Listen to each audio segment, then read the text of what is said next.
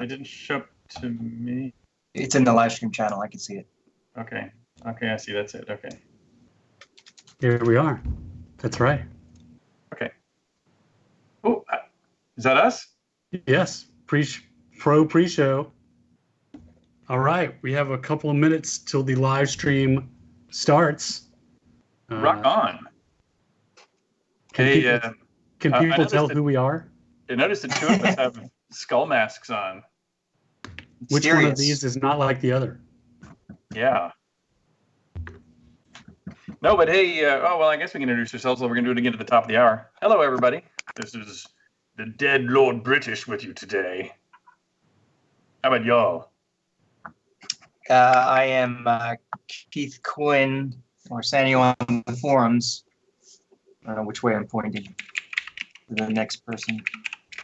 I am Darkstar, or Dead Darkstar, I guess. Oh, But Ekondas, yes, I can actually drink. It just tends to pinch my lip if I'm not careful. So I have to be very careful as I drink, because that's one of my criteria for a costume, is that I have to be able to drink. So I will not wear a costume if I'm unable to drink easily, or you could be relatively easily. You could be Dead Star, it occurs to me, instead of Dark Star. So full face masks, right out. Yeah. So that's why when my wife discovered this mask and gifted it to me, I was like, oh, well, I will wear that. Because usually I'm a no mask person for a costume. Yeah, and I think I cut this one by myself. Actually, I'm trying to see it, but without taking it off. But yeah, I think this one used to be full face, and I actually cut it into half face, which is why it still has the nice back on it and such. Yeah. No, that's a good one. It looks. So are you going to go trick-or-treating with your kids, Mr. Star? I am. Yes. What are you and she loves the trick-or-treat. I usually wear some version of the costume pieces I have sitting around. So it's usually this plus like my Darkstar garb or some undead pirate or something like that. You know, some mashup of all my Renaissance style garb and something creepy. Yeah, we're trying to figure out something to do unique as a whole family this year. Haven't figured out something the kids will do yet. But the house has begun to transform here every year here in New York. Even though no one else within 3 blocks seems to do much for Halloween, we keep getting bigger and bigger and bigger and bigger stuff. This year we kept adding skeletons. So every night we go out with the kids, and we had at least 2 more full-size posable blacklight skeletons. And they already had black lights flooding the house. So there's these skeletons coming out and crawling all over the house. Wow, cool. All right, it is 3 o'clock. It is the start of the Release 70 live stream. Lord British, kick us off. Indeed. Hello, everybody. This is Richard Garriott, also known as Lord British, with you here on Release 70. 70 months in a row. Congratulations to the team. Congratulations to the community for helping us get 70 releases out under our belt. And you'll notice one person is not yet on camera with us, Chris. He's still working on Release 70 right now as we speak. Hopefully going to get that sailing as smooth as they usually are about now. But very, very, I see Chris has popped on there on the display. Very, very happy to be with you here for Release 70. Over to you, Star, to tell people about what is coming up. And introduce yourself, of course. All right, thanks, Richard. I'm Starlong, aka Dark Star, and I'm the executive producer of Shroud of the Avatar. And yes, proud to say we've done it 70 months in a row. And after each release, we do a live stream just like this, where we talk about the release, we answer questions, we have topics that we like to talk about, and we hand out prizes. How many ways are there eligible to win a prize? Oh, I know. Sanyo, do you know? I always forget. I'll use it as a mic test. 2. Whoops, my mic was loud. Yes. Oh, 2. 2. That's right. Can't count that high. That's why. 2. There are 2 ways to win a prize. What are they? You can purchase something on our web store, or no purchase required because that is the law. You can go inside the game and type our not so secret phrase in our game chat. And this release, the new phrase is "Nightmares do come true." Get it? What? So like dreams do come true, but it's nightmares do come true. If you type that in the game, you will also get entered into the prize drawing. So let's do Maybe a we can prize do one. drawing right now. Woohoo, And speaking of giving away free stuff, September we had an awesome login reward, and that was we give a login reward every month just for logging in to the game. In September we had a cool one. It was a foyer-sized dragon statue that breathed fire, and then for October, so starting next week, it's a mask very similar to the mask that Lord British and I are modeling, a skull mask. So if you log in during the month of October, you will receive a skull mask. And yes, we are aware of the patching problem. That is why Chris is not participating yet in the live stream, and that is why we're not streaming the game currently. We are frantically working on the patching problem. We are aware. Chris is frantically working on solving it. So it should be working any minute now. It will be fixed. Getting close. And since we were going to give out prizes and Sanyo has not introduced himself, why don't you introduce yourself? And I suggest he gives out the prizes.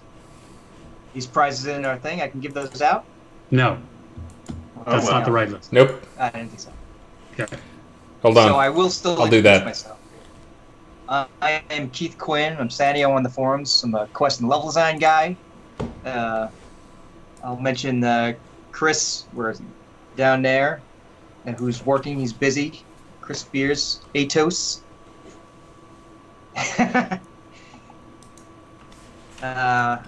And we will have prizes today. It's not the raffle prizes that people mostly know from Chris's solo live streams, but we will have the normal prizing prizes. All right, and keep going through the topics I was going to talk about. So release 70, we also have some really cool exclusive rewards if you're part of the rewards program. So, and because October is Halloween, they are all spooky themed. So there's an Obsidian Order altar, an Executioner's mask, and a baby black and orange spider pet. So black and orange, being the colors of Halloween. We thought we'd come up with a cool, unique pet for those. And again, one of the ways you can win a prize during the live stream is to buy something, buy some crowns, and then spend those in the crown shop. And there's tons of really cool stuff in the crown shop as of this release, including colored light fixtures. So players have been asking for a long time to have light fixtures that cast different colors of light, not just the actual light being a different color, but the light it casts being a different color. So we have red, yellow, and blue lights of 5 different types. So there's wall, ceiling, floor, street, and table type lights that are in the 3 different colors of blue, yellow, and red. So 15 new lights are in the store.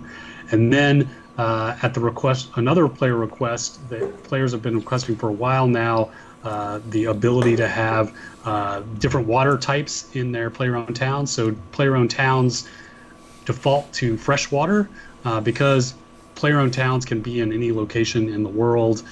We made it so that they just default to be freshwater, but then player-owned towners really don't have a way to make them like be salt water or fetid water. And so we are adding a statue to the crown shop that allows you to switch to salt water or fetid water when placed.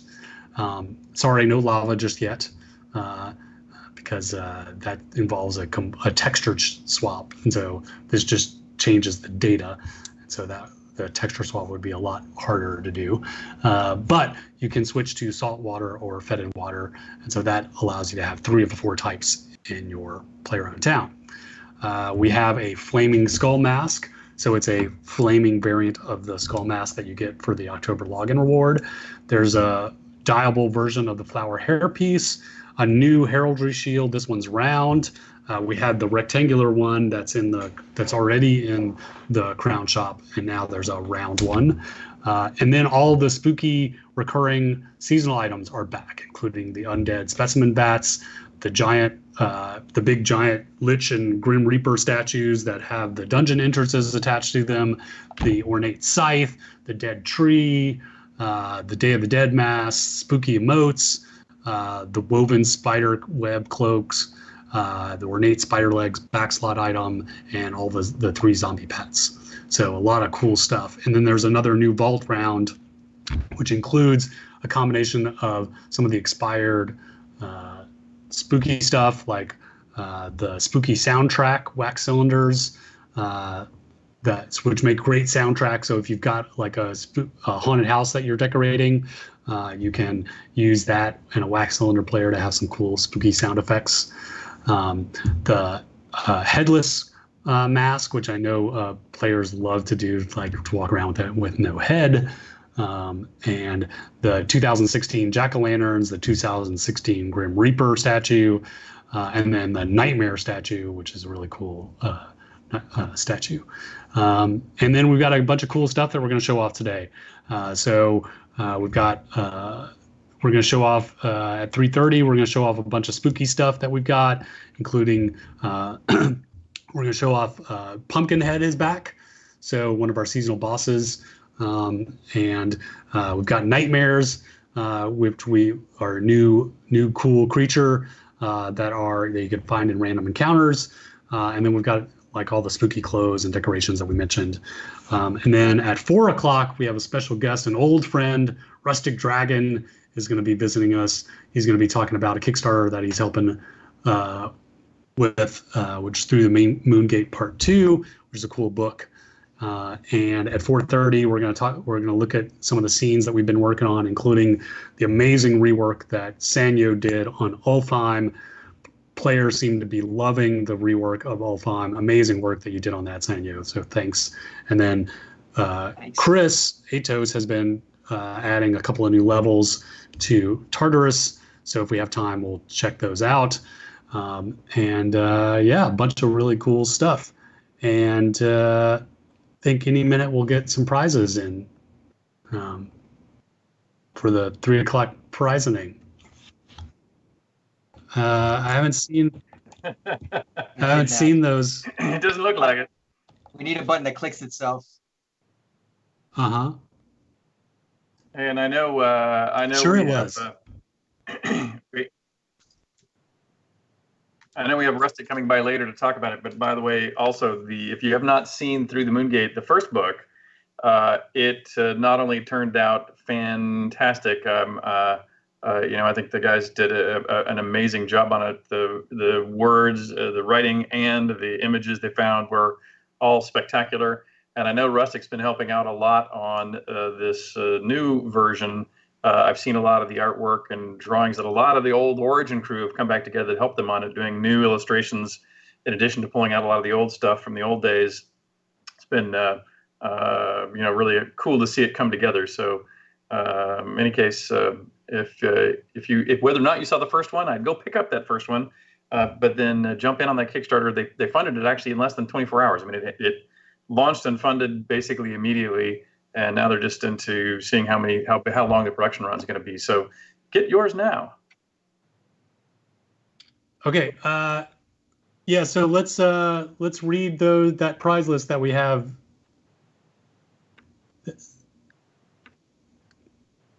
Okay. Oh, there. Who wants Just to use do that the one. honors? I will do it. Okay. Oh, Atos, you're up. We have an ornate scythe for Gordon Duke. A Day of the Dead mask 6-pack. Are any of you guys aren't wearing Day of the Dead? That's like Chris, they're saying your mic is way too hot. Is it still too high? It is still too high. That's weird that it's that high. Oh, I think I probably adjusted in another program and it did it. Okay, there we go. Test. Sibilance. There we go. Day of the Dead mask 6-pack, Buckaroo Banzai, Skeleton 6-pack, Wharfgar LLTS, Undead Specimen Vat set, Valkyrie Night Void, Gallows, go to Iron Fist Warhammer, and the big winner. It hurts me to read this one out. The Haunted Gothic Village Inn goes to none other than Lazarus Long. Woo! Hey, Laz! Congratulations, Laz. Now they're saying you're too low. Now they're too low? Yeah. Okay, there. Something's really funky with your settings. A deer. I owe John Marcus a song, by the way, but not today. So, Chris, do we need to let you keep focusing on... No, I think it is all glorious and happy. So the Windows, all versions of Windows are out. The Mac patch is out. The OS X full install is the only thing that's still waiting to queue up. And I think that'll queue up any minute now. I see no reason it won't. So it should all be good now. I see people downloading it. People are saying yes. Wow, that was a pain. That was a totally new type of failure. All right. Do you want to give your little blurb, and then I'll get back to talking about Release 70? All right. Or do you want me to talk about Release 70, and then you can talk? They probably know who I am. I'm Chris Spears. I'm the tech director and lots of stuff. IT guy, all sorts of stuff. And take it away, Star. They don't need to hear from me. They see me too much. Well, there, I posted in Slack. Wait. Hold on. I got that up somewhere. Thanks, Star. I'm Chris Spears, a.k.a. Atos. And I'm the technical director on Shroud the Avatar. My role is to lead the programming staff on the technical aspects. Should I be looking at the camera? Aspects of the project. I didn't have much time to prepare. I was fixing things. But I'm also designer of the combat system, involved with the design of many other systems in the game, and fix it when the patch breaks because a copy gets failed for no reason that we can tell. In R70, I did a little bit of streaming. I worked on shipping boxes, made the pot water changes, did some combat balance, made some new skills, set up the nightmares, added some new levels of Tartars, and lots more stuff. For now, though, I'm going to hand it back to Star. That was totally could not tell you were. Yeah, totally could not tell that you were just reading that from straight off the thing. That was so casual, amazing, better than Cats. I laughed, I cried, I'd see it again and again. Not all of us have a drama degree. Master thespian. Right. Amazing work in Release 70 by the whole team. Of course, we have to start with the Ulfheim rework. Just an amazing job. And I think one of the most amazing things about Ulfheim is the balance between the old and the new. So one of the big concerns that players had about Ulfheim was that there were a group of players that really liked to go farm there for the existing set of creatures. And so Sanyo did an amazing job keeping literally all of the old stuff there. So all the old creatures and all the old resources are still there. But there's a bunch of new stuff too on top of all that. So you can still go farm all the things that you loved about that. But then there's all this cool new stuff, like a new repeatable wave battle. There's more creatures. There's more resources. There's new resources. There's new creatures. I mean, it's like, you got to go there. It's really amazing. We're going to show it off later. Like, really just clap, clap, clap.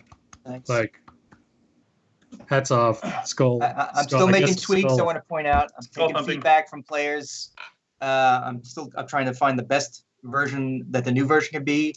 And there's still like little things that people say, well, I did like this about the old version. There were wyverns in the woods. So I was like, you know what? I can find a way to work that in as well. So I'm still doing some small tweaks. Yeah, it's great. And the initial feedback has just been like overwhelmingly positive. I think probably some of the most consistently positive we've gotten in a very long time. So really, really great. And then we've got a new creature.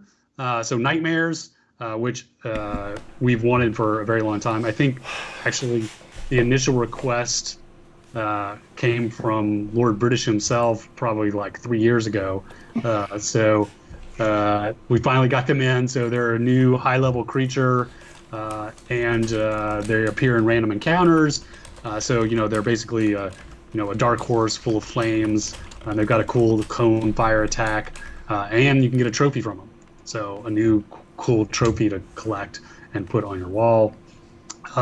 Pumpkinhead is back, and of course, as one seasonal boss comes on the scene, another one goes away.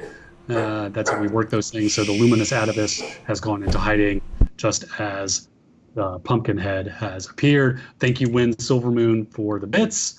And we've got some new skills. So Frenzy in the Taming Tree, Solar Flare in Sun, which is much needed because the Sun Tree didn't really have an offensive skill, and then a combo called Rainbow Blast. So I think inspired by Skittles. Is that correct, Chris? Actually, I was doing one of my crazy morning streams where I think I started at 2 a.m. and went to 10 or noon or something. But that was actually talking it over with the players, and they were like, that would make a great combo. We should combine that with something. And so I made it into a combo. And that seemed like the thing, because I've been talking to Maxine about rainbows. I know this will surprise you, but my 5-year-old girl loves rainbows and unicorns. So it was not shocking. So this was not Skittles? No. We can add some Skittles. I think you're a liar. We can add some Skittles food that increases your rainbow attack. I think you're a liar. Skittles. Just say it's Skittles for me. Okay, it's Skittles. Thank you. Okay. And then some balance to the summons, Will-O-Wisp and Phoenix that has been needed for a while, and we made it so containers now are a global limit instead of just and so you don't have to keep track of interior versus exterior container limits, and then combos now use attunement. Before they weren't using attunement, and so only skills and spells were. So that's just some of the changes to Release 70. Check out the instructions for the complete list, but a ton of really cool stuff went in this release. So the team really, really got together and really knocked it out of the park. This release, we did knock it out of the park, except on this last patch thing where we had except for the totally new problem patch where we totally dropped the ball. There's a totally new. That's the thing we try to make sure and do is never have the same problem twice. So that was a totally new problem for you guys that some people couldn't patch. But the other thing I want to tell people that I know there were a lot of people who were pretty, let's just say, passionate about that I can confirm. So after a long team meeting with a lot of face-to-face and hugging it out at the end, chest on lots will be lockable soon. As in, you can go to the chest itself and lock it. That will be a new thing. So they will be lockable, so you'll be able to hide what is in your chest. There was some miscommunication and some cross-talk on features, and some people were thinking that the palette feature coming up would replace that, so why would we do that? But the palette feature actually hides the chest, and that's people were like, well, if they want to hide the chest, they don't want to see the chest. And we're like, no, they want to see the chest. And that is, we shouldn't be telling them how to play, I think is what Sanyo kept saying, is that's the one rule for that stuff, is don't tell people in a sandbox MMO how they have to play the game. Let them play how they want to, and if they want to have the chest out, have it visible and locked, let them do that. So anyway, so that is coming very soon. That'll be a patch that comes out that you will not have to wait until next release to get that. So just wanted to share that because I know that is probably the hottest topic out there. And thank you, Catherine Rose and Win Silvermoon and the Maynard and all the other guys. Thank you. I think we're breaking up a little bit, so if we're running anything in the background, now would be a good time to turn it off. FYI. Are we? If you can. I'll go look. I can. I had a question. I think I'm pretty early, but when is the next prize-ing? Just want to double check. 3:30. Okay, 3:30. Yeah. Thank you. Okay. I guess looks like Undun's working on it. Yeah. So, Chris, if there's anything running in the background, we're again. Okay. All right. Okay. So, projects to support. So we've got some really cool stuff. We now have a player newspaper, the Avatar Express. Check it out at theavatar.express. Very cool way to catch up on some news. I'm looking at it right now. It's actually quite cool. Good job, guys. Yeah. Then, of course, there's Through the Moongate Part 2, which we are going to do a whole section on later when Rustic Dragon joins us. So if you haven't checked out Release 70, you should jump in. It's really cool, and you can get your Release 70 rewards, which are the spooky-themed ones. And then next week, you'll be able to start getting your skull mask, sort of just like the ones that Lord British and I are wearing right now, so we can be spooky. Very spooky. All right, and then and just your friendly reminder, looking for a group. We actually do, believe it or not, have a looking for group system. If you're having an event in the game or you're looking for people to adventure with, Alt F is your friend. So use it, start up a group, have some fun, and really, please do. It's great. So, and a reminder that we are a completely community-driven and supported game, and you guys have done I tell this every time, take a moment, look around in the game at the sword you're holding in your hand, the creature you're fighting, the trees blowing in the wind. You made that happen. So thank you, community, for being amazing. And a reminder, next up we're going to talk about some of the spooky stuff we got in the game, because Halloween, in case you can't tell, is one of our favorite holidays. So we're going to talk about Pumpkinhead, who's back. Sanyo was kind enough to bring him back for us, so we're going to go visit where he... Don't blame me for his return. I don't bring monsters into the game. What? I'm not the one who brings these monsters into the game. You can't pin these horrors on me. Well, originally they were Lord British's idea, but you helped materialize them. Damon made the visuals, but you helped put them in the game, so we can blame you, partially at least. All right, I'll give it to you. All right, and then we're going to check out Nightmares, where we're going to go visit them. Those show up in random encounters. And then List Rostov, he was kind enough to decorate an area with some spooky stuff, so we're going to go check that out. And then at 4 o'clock, Rustic Dragon is going to join us to talk about Through the Moongate Part 2. And then at 4:30, we're going to check out Ulfheim, and if there's time, maybe Tartarus, some of the new levels that Chris has been working on. So got good hour and a half more of cool stuff to show to you. So I think let's just jump in. Let's maybe start and go see Pumpkinhead. So where's Pumpkinhead, Sanyo? Gotta take my mute off.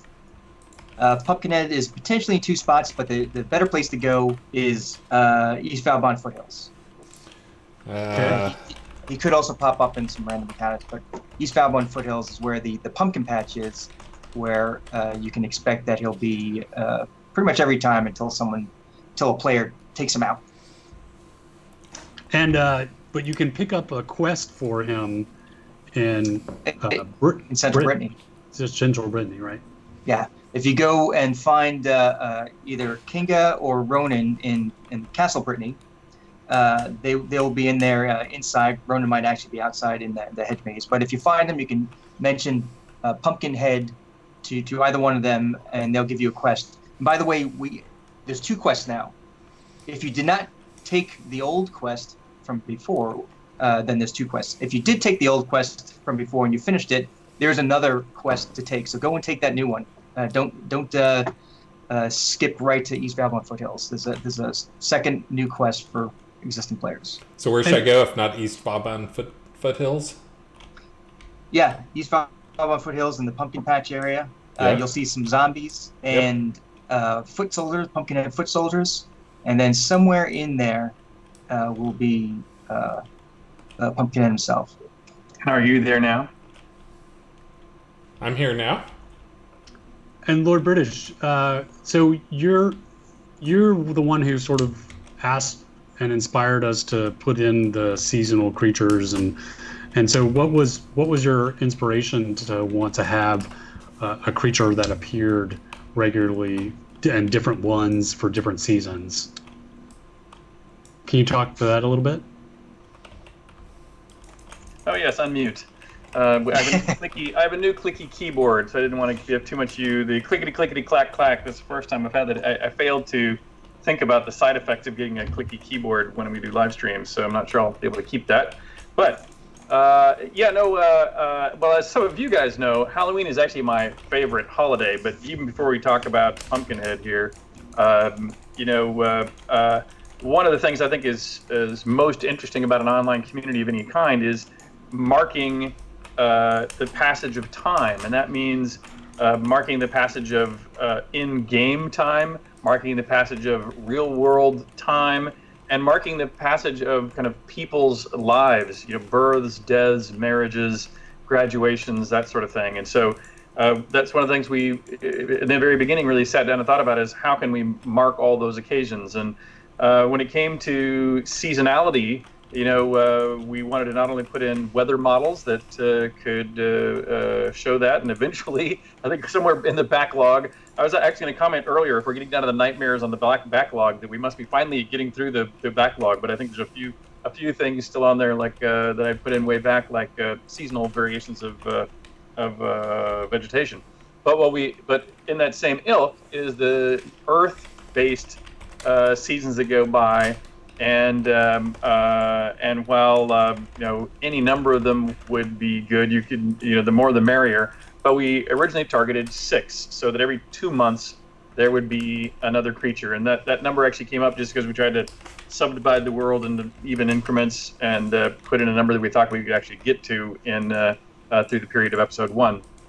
And we're almost done with it. I think this year we'll actually wrap up all the rest of them. But Halloween actually being truly my favorite holiday, this was a particularly important one to try to think of the creature to go in for Halloween.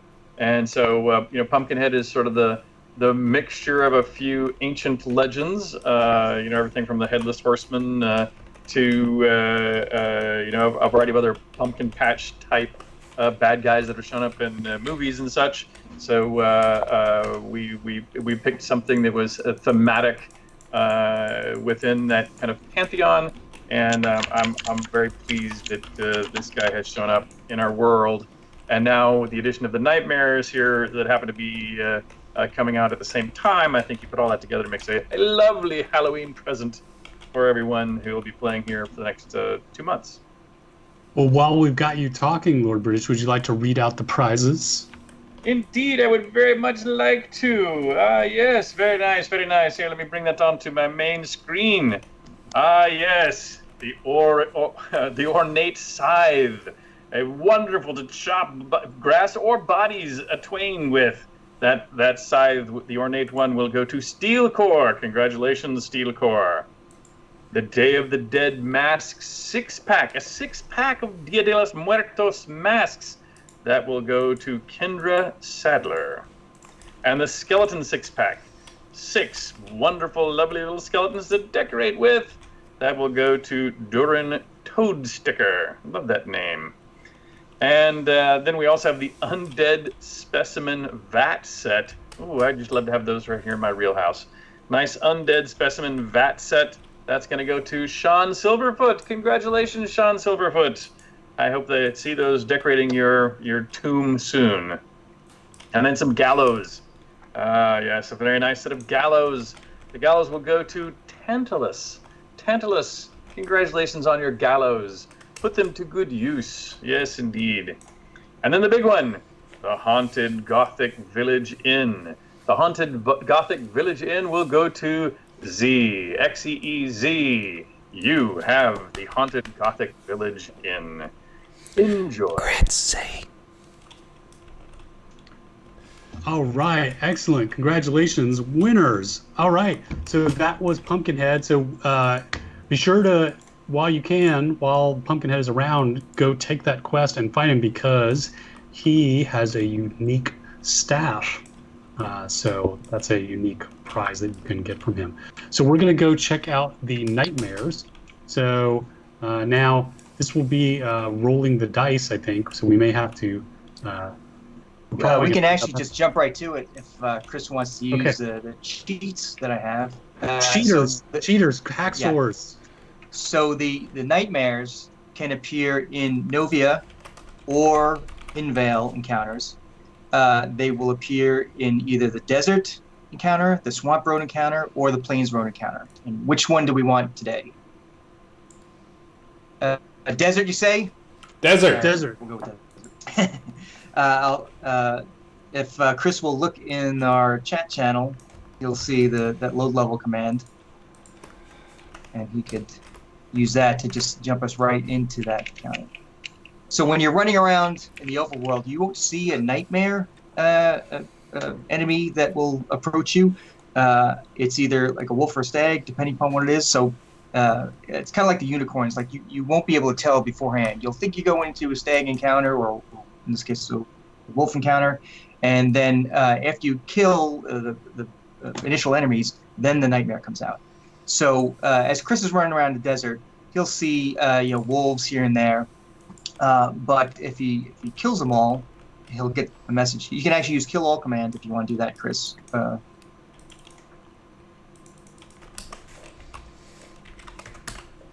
will. So there's a number of enemies in the scene for players. The secret is you don't have to kill all the enemies in the scene. There's a few seeded in with the other ones. You kill those specific ones, and then that draws out the high threat. And then you'll get the message in the middle of the screen that mentions that a high threat is approaching. Ooh.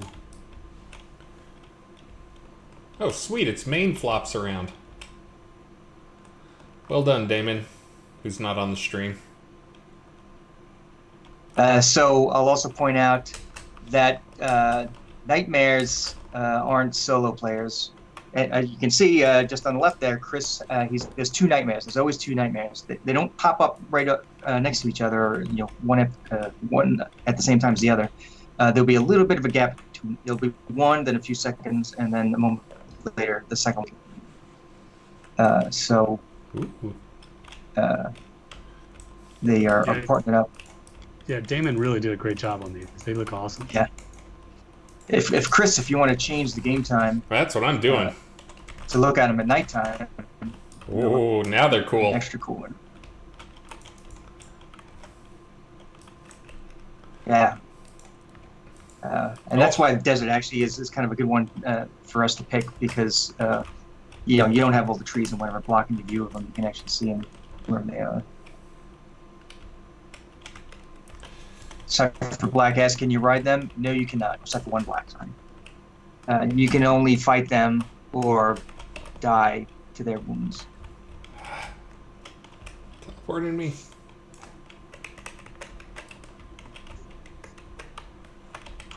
Yeah, they're really tough.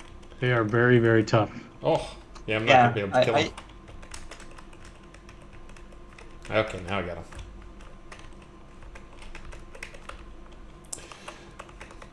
Yeah, they use the teleport ability on you, which is something I've pulled back out, but I'm actually working on an alternate version of it that gives you a tell before it does it, and then you can avoid it. It's nothing more annoying than a unresistible something with no tell that you can't avoid. It'll actually put a spot under your feet is what I'm shooting for. I'm working on that because I'm adding a guy to the maze who uses teleport, but he teleports you to other spots in the maze. It's got a slight variation on that. So once Chris finishes killing these guys, like other encounters, there's a chance that an NPC will come in. It could be one of those quest giver characters, like the bounty hunter, or the scholar, or the monk, pilgrim. Or it could be a merchant that's got a little something special to sell. But It's not a guarantee, but that's I wanted to also incorporate that like we do in the other random encounters. It's a benefit to being in a random encounter.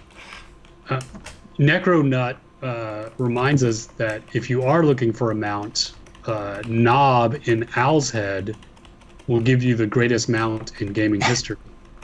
So just go to Knob, the NPC in Owl's Head. Great and advice. He will give you a really amazing mount.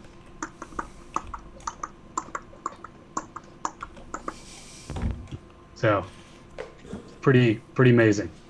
Now, someone said that the nightmares need to be tameable, and we agree. And we also, when we put out the unicorns, we said they would not be tameable, but I think we're weakening on that stance, are we not? I'm weakening on. I think that'd be a good another tier 15 to give people some more variety and that have some extra cool things they do. Again, I'm trying to make sure all pets have some way that they're different. Yeah. So I think we're gonna make the unicorns tameable. Just the adults, or the foals as well? Just the adults, and the nightmares too. So. And also the nightmares, I still need to go update their loot table. As people have pointed out, they have the dark unicorn loot table. Oops. I'll go update that. I'm actually adding some nightmare fuel. Their blood will be nightmare fuel that is actually kind of a frenzy. It gives you a confusion effect that lasts a little while, but then it gives you a big frenzy buff that continues to last for a while after that. So those will be available, and those will drop off these guys. Great. And make sure that you get the nightmare head in there that he set up for the trophy. Yes, that's the thing people really want. Yeah. Okay, so let's go. Players had a good reminder to us. You know, we're talking about about all this new content we added in, like the nightmares or recurring content that we brought back in, like the Pumpkinhead. But you know, we have spooky content that's in the game all of the time. So Sanyo last year added a cool area in the game that you can get to from Harvest, correct? The house on the hill. Yeah. So we should go there. Show players that, because I'm not sure that everybody knows about that cool spooky content that's in the game all the time. Thank you, Snugs. You want me to go to Harvest? Yeah, Harvest. And we'll just talk a little bit how to get into this house on the hill, and then we'll probably just zone into the house on the hill and walk around it, depending upon the time of day. So there are children in Harvest, like in many of our towns, our NPC towns, and if you go to one of the children and you talk to them about rumors, they might, or just say hello to them actually, they might give you a dare.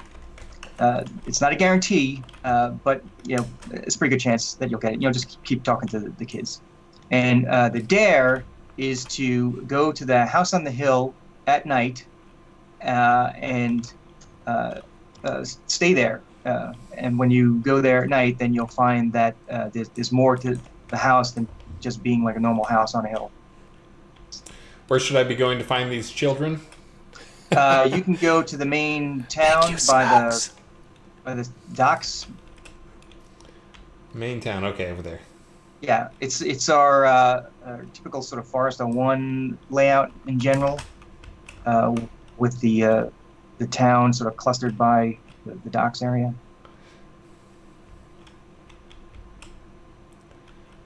All right, so this is actually a. There's a kid right there. What?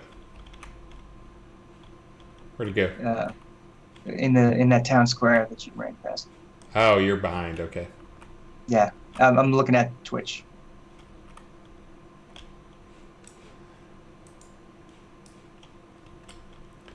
Somewhere around here. There you go. What? You're close. If you look at that dragon. There's a child. Oh, did you find it? Yep. Okay. You're not a kobold, so maybe I'll talk to you. So actually just keep saying hello. I think hello was the gimmick. This is spoilers for people who don't want to... Look away. Dare. Oh, wow. That's a really annoying thing that she's doing there. Do the dare. There you go. House on the hill. All right, great. Witch. Harvest. Legend. For those who don't want to read it, you don't have to. You don't need to get into that part of it. But if you do want to read it, there's a little bit of a backstory. It's a little bit fits in with some sort of modern horror tales, I guess. Nothing too complicated. So if you go, which way is Harvest? If you go south, Do I have a map here? you should have a marker on your map that tells you to go to the house on the hill. And if you go there during certain hours, then you'll actually sort of...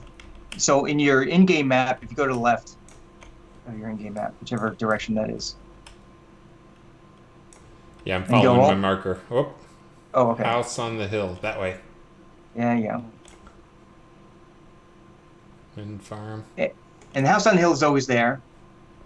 You can go into the house at any time. I'm going to give a couple other spoilers when we go in there. A little bit of insights. Nothing too terrible. So if you don't want the spoilers, maybe turn off your volume for like the next 5 minutes. So this is the house on the hill. And if you go inside...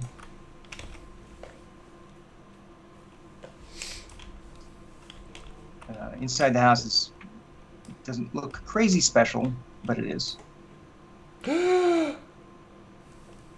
So you went into the house during the correct nighttime hours. If you're there during the daytime without the quest, or at any time without the quest, then nothing happens. But because you got dared, you're getting sort of sucked into this sort of nightmare version. So you didn't get really a chance to look around, but it's mostly the same, but you can see that your door is gone, and you can look around. So if you go to the corner that's opposite the door, not the door at all.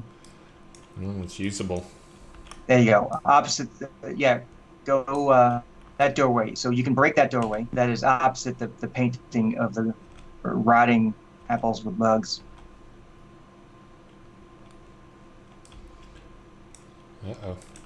I'm going to go into first-person view for the mood. So what should be happening is, also, we can't hear the sound, I think, but normally you hear music in the background. In here, you don't hear music.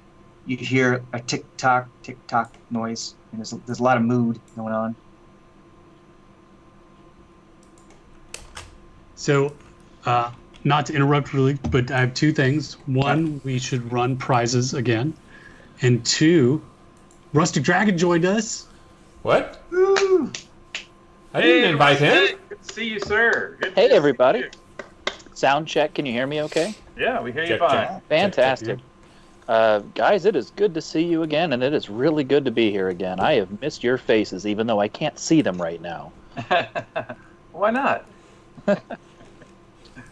You know, that dry New York air is doing good for you there, Lord British. Yeah, Minerva, when we started the stream, Minerva sent me a text saying, hey, you look like you lost weight through the summer. And at first I was thinking, oh, that's so nice for you to say so.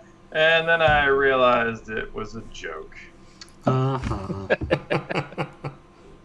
You're not skinny.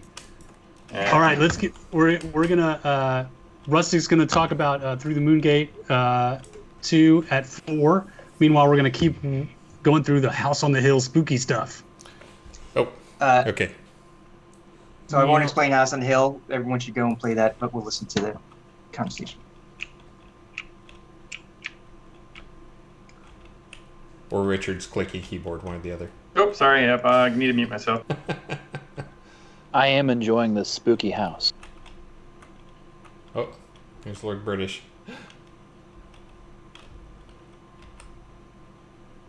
So there's a number of rooms in the house.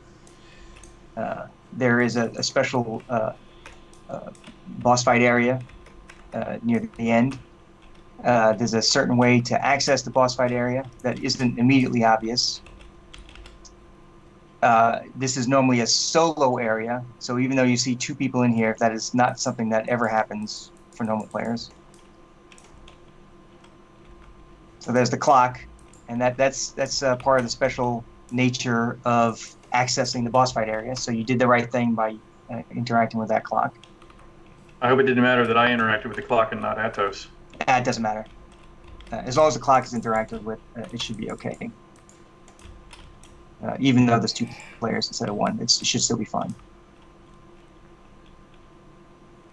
We also have another area as you go down that I like. At some point, you'll hear a crying child, and I like that part in particular.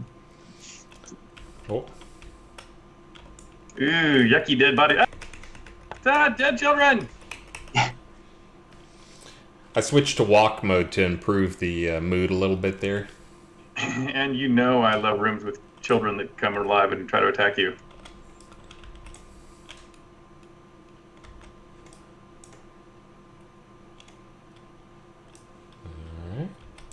So the house on the hill, the special nightmarish interior, isn't that large, but it's a little maze-like.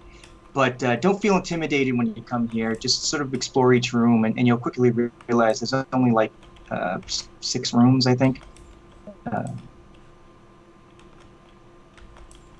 It's definitely a mood maker more than something to make you struggle. So just wander around and you'll get where you need to be, I think. Click on things and just...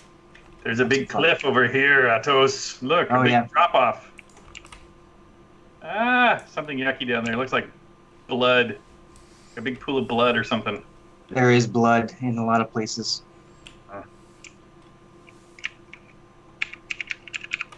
Sorry about my clicking. Ooh, that looks exciting down there. I think we have to go down. Down there? Yeah, I think we have to go down there.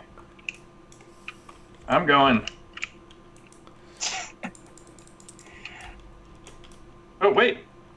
Where'd I end up? Oh, I'm back in the house. What? Interesting. I'll mention originally, I got sort of stuck on the mechanics of the things we're allowed to do. So originally, if you jumped out in the void, you actually got kicked out all the way back to Harvest. But the problem was it wasn't kicking you out in the way I intended. So I changed it to a more of a safety mechanism to put you back into this haunted version of the house, of the starting house, where Chris had actually started. Oh, there was a clock right there in the wall. I know, I'm killing the spider first. All right, that's fine. Just making sure. Oh, that one went the other way, I notice. There's one clock on the wall in each of these main rooms. And he's setting them all to midnight. He's not really setting it to anything specific. He's just clicking on it, and it's moving to midnight. So, which is part of the backstory that some of the kids, and actually even some adults will know. In Harvest. Chris, I know you're busy navigating, but did you hit the prize button? Maybe. Rustic Dragon is following us? What? All right. Thank you for following us, Rustic. Sorry, I am not a big Twitch person, so every time I log in, I've got a whole bunch of things to catch up on.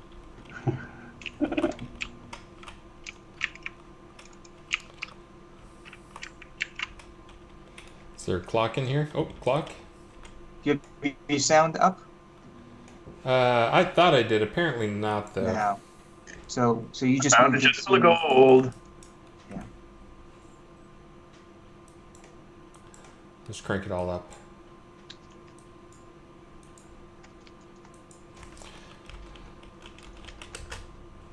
Yeah, see, I don't think my sound is working for some reason. So we didn't have a lot of toys to put in here, but I wanted to sell it being a kid's room. So we put in a couple of things, like this is a Gus ball in there. All right, prizes. So Tiante has won the Ornate Scythe. You guys keep running around while I read these out. I like where Chris pauses. Yeah, and looks at a brick wall. That's really good, entertaining there. Fuzzy Lark wins the Day of the Dead Mass Pack. Crike Vinkton wins the Skeleton Pack. Portia Blues wins the Undead Specimen Vats Pack. Maynard wins the Gallows. And Sheldon Cooper wins the Haunted Gothic Village Inn. Congratulations, all the winners.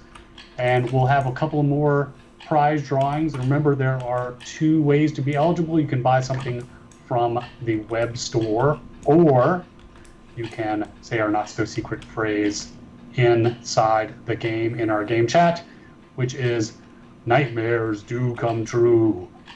They do, and that's the law. Yes, because no purchase required. Okay, well, in this room of many clocks, I found the clock to set. So just one, it sounds like. Just the one, yeah. I saw it. All right, see Atos going around, check all the other ones too. I like the room of clocks. And reminder with all this spooky content, the login reward for logging in during the month of October is a skull mask, rather similar to the mask that Richard and I are wearing. And the Release 70 rewards for the rewards program are also spooky themed. So there's an Obsidian Order altar, an Executioner's mask, and a black and orange baby spider pet. So Atos, why are you going back up? I would imagine we should be going down still. I didn't see the thing. I didn't see a thing. I thought we were all the way down. Did you find some place we hadn't been? Well, no, you turned back around on the place with the platform jumping out. I didn't see a way to continue jumping out that way. Oh, a door opened. Ah. Oh. So there you go. So you flipped all the switches, all the clocks, and you have now access to this special area. Wait, Atos, is that a hook for a hand you've got? Yes. Yes, that is. When did you lose your hand? When Travis looked at me and said, "Your outfit is horrible. I'm going to give you a cooler outfit and you have to wear it." I'll give you a hand.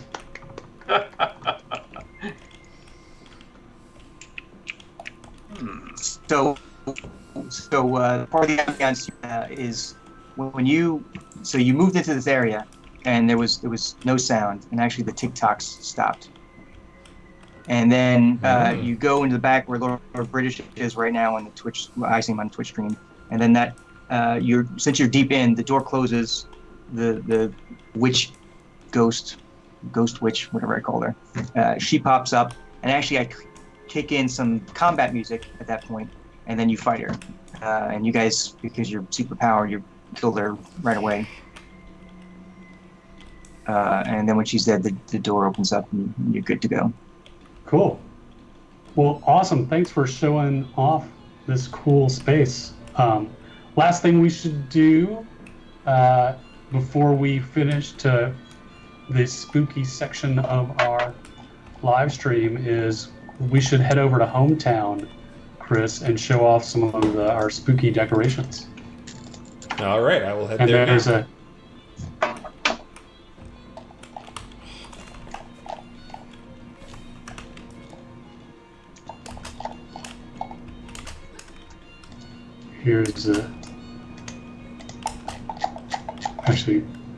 here's some coordinates.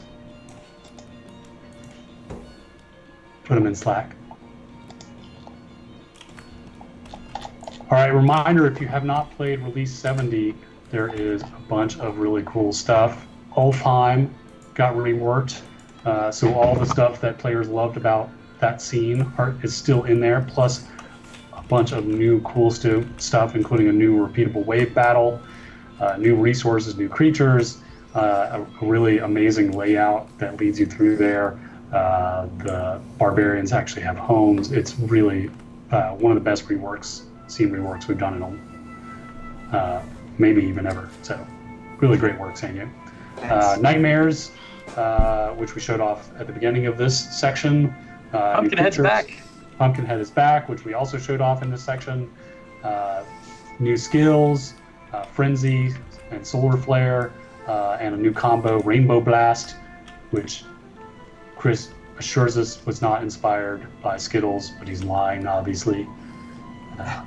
And Balance with the Wisp and Phoenix, Global Container Limits, and Combo Attunement, just to name a few. And so this is the Haunted Gothic Mansion, some jack-o'-lanterns. So this is just a sample of all the sort of haunted themed content that you can either craft or purchase from the Crown Shop, where you can get from quests or find in the game. So lots of just really cool stuff that you can decorate and create a haunted house in the game. So see the bats out here? These bats are phenomenal. This is the first time I'm seeing these bats, and I love them. Are you in hometown? Yeah, well, I'm right next to you. The house comes with bats built in, but we also added a new bats decoration that you can place anywhere. Oh, yeah. So I don't know if he put bats on the house, but the house comes with bats. He's got, I see bats out here by this tree. Oh, yeah. And the bats over, I guess, by this window. By the tree where Atos is standing next to, right here. Oh, sweet. Oh, yeah, so those must be the placeable bats.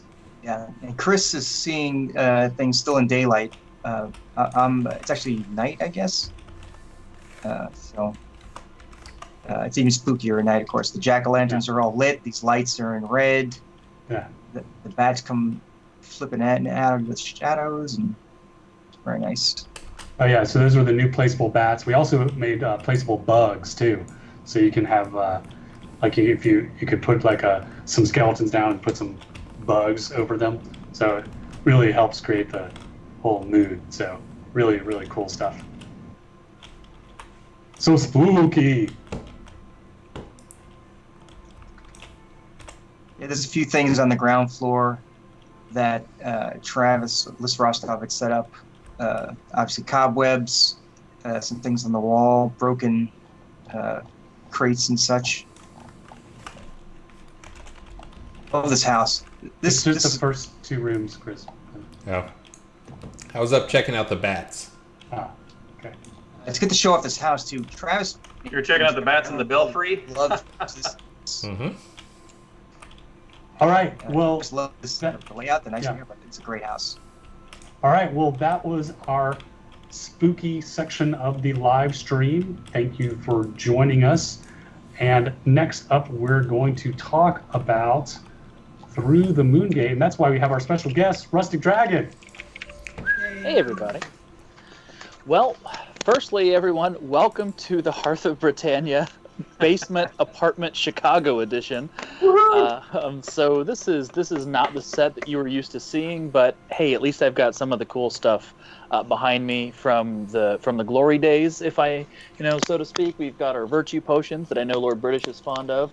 We have the remains of Faloran, who unfortunately passed away in March, but that is Dr. Cat's familiar. This is the ultimate collector's item right here, and fun stuff like that. And for Chris, as promised, I do have a beverage for you, Chris. In a delightful Festival of the Silver Serpent glass. But here I am talking about trinkets, which is kind of what I've come to talk about. But so. I was hoping to answer a bunch of questions about Through the Moongate for you guys on behalf of Andrea Cantato, the author of the book, but not a lot of people ask questions, so we decided instead we're going to introduce the new stretch goals that everybody asked for, because Part 2 of Through the Moongate, which I will explain what that is in a moment, is successfully funded on Kickstarter right now. There is about a half a month to go to reach our stretch goals, but we were funded in a day. It was fantastic. So we ended up needing to come up with some additional stretch goals, and we were a little hesitant at first. We didn't want to seem greedy or reaching, but people just demanded. They really, really wanted stretch goals, and we asked permission. We said, "Hey guys, we don't want to come off the wrong way," and they said, "No, that's okay." And then we ran a poll and took the backers' advice, and we have a whole list of fantastic stretch goals. that we're going to bring you. And the best thing is those are already live. So if you check out the Through the Moon Gate Kickstarter Part 2, the stretch goals are now live. So you can actually beat me to the punch if you want to go check those out right now. The link should be in the Release 70 live stream post. But I'm getting ahead of myself. What is Through the Moon Gate? Through the Moon Gate is a book by Andrea Contato, Italian author. It is the goal of this book is to be the most comprehensive source of Richard Garriott, Origin Systems, Ultima, and even some of the other Ultima games, such as Wing Commander, the most comprehensive history that is available. There are other fantastic books out there that you can read, such as, the official book of Ultima and the Avatar Adventures and fun stuff like that have interviews and fun stories of Origin's history. And Richard, of course, has given myriad interviews over the years. But this book seeks to be the most comprehensive single source of truth. Not saying you shouldn't go read those other books, but if you read this book, you shouldn't have to.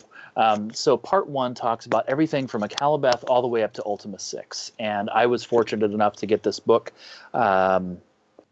just a matter of weeks ago. The turnaround between this book getting in my hands and the launching of the second Kickstarter was lightning fast. It was amazing. But this book came with a whole bunch of fantastic things. You could get this beautiful hardcover edition with brand new artwork on the back by Dennis Lubay. I'm assuming everybody knows who Dennis Lubay is, so I'm not going to explain who that is. On the inside is... the hardcover editions came with this wonderful bookmark. I'm going to hope that my autofocus works. Hey, look at that handsome devil, that Shamano-looking fellow.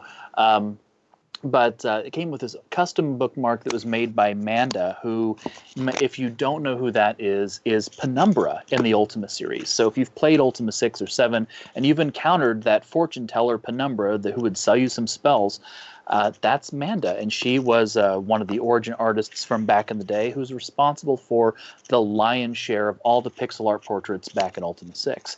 Cool facts that are in this book. But I'm here to talk about Part 2. So Part 1 is Akalabeth to Ultima 6. Part 2 is Ultima 7 through Wing Commander and Portalarium, all the way up to the folks that you are looking at right now. And like I said, that was successfully funded on Kickstarter in, I think, 24 hours and 6 minutes, I think it was, reached the goal, which was fantastic. I was brought on to the project to help with PR and some of the Kickstarter graphics and fun stuff like that. What's really exciting for me is if some of you know who I am, some of you don't. And I'm a former Portalarium team member. I'm the proprietor of the Hearth of Britannia. I am a massive Ultima enthusiast. I love all things Origin, and to be involved in a project of this importance really means the world to me. I was brought on to do, as I mentioned, graphics, do some PR stuff, some community management, the roles that you're used to seeing me in. But something that you may not be used to seeing me in is I've also brought in to help copy edit Part 2 of Through the Moon Gate, whereas Part 1 is Part 1 is we've got in print here. Part 2, there's some fun stuff, some additional fact checking or insight that I might be able to bring to the book that wasn't in Part 1 because I wasn't on that team yet. So I'm wanting to share all of my Star Long Dirt. No, I'm totally joking. But anyway, let's talk about stretch goals, because that is what everybody is here wanting to hear about. So we had 2 stretch goals at the beginning. We didn't know if we were going to reach the goal. You never know how a Kickstarter is going to go. It may get funded in a day. It may get funded at the last minute. You may never make it. And you never know how many stretch goals to make, right? Sometimes there's like a strategy to it. Like, we need this much money, but we could maybe make the stretch goal, and maybe we want the stretch goal to be higher than what we should make or less than what we should make, or maybe we should set the amount that we need higher. And you never know. It's a strategy game. But we had 2 stretch goals when we launched, and that was for the Fortune Teller print, another beautiful piece of artwork by Enrico Ricciardi, whom I need to give a shout out to. Enrico Ricciardi is for those that don't know, he made the cover of this book. This wonderful Moongate on the front of this. He did the cover for Part 1 and Part 2. Enrico Ricciardi is an award-winning Italian photographer. He is, I believe, one of the leading photographers for Vogue. I am speaking completely off my experience here. I'm not reading. This is just what I know about the guy. Enrico is a fantastic person. He is a talented, successful photographer, and he made this fantastic cover, and he'll be making the cover to Part 2. If you know anything about Enrico, he takes beautiful pictures of beautiful people, and he gets paid for it. I mean, how can I get that deal, right? But the first stretch goal, which we met, was for 27.5k euros. And that was for an autographed print of a fortune teller in the Ultima style with, the tarot cards out in front of her. So we met that stretch goal very quickly. We met that, I think, maybe in the first or second day after we were funded. And then our next, arguably most important stretch goal was to double the number of color pages in the book. So Part 1 here, I'm going to pull that back up again. Part 1 has a color photo section in the hardbound edition. So, of course, I immediately pull up to a black and white photo, but, there's fantastic. There's some never-before-seen photos in these books.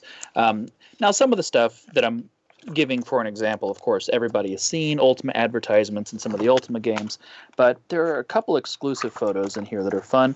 This one, some of you have seen, but it's one of the more fun ones. This is a picture of a very, very young Lord British in his SCA days. Check out that fantastic shield. Like, he had the design motif long before most of us even knew who this gentleman was. But wow, look at that. I've never seen that photo. Oh, yeah? So there you go. See, Star Long has never even seen this photograph of Richard Garriott. And you guys have been friends for what, like decades now? 25 years. 25 years. I've never seen that photo. That's amazing. So, yeah, you need to... Star, do you have a copy of Through the Moon Gate yet?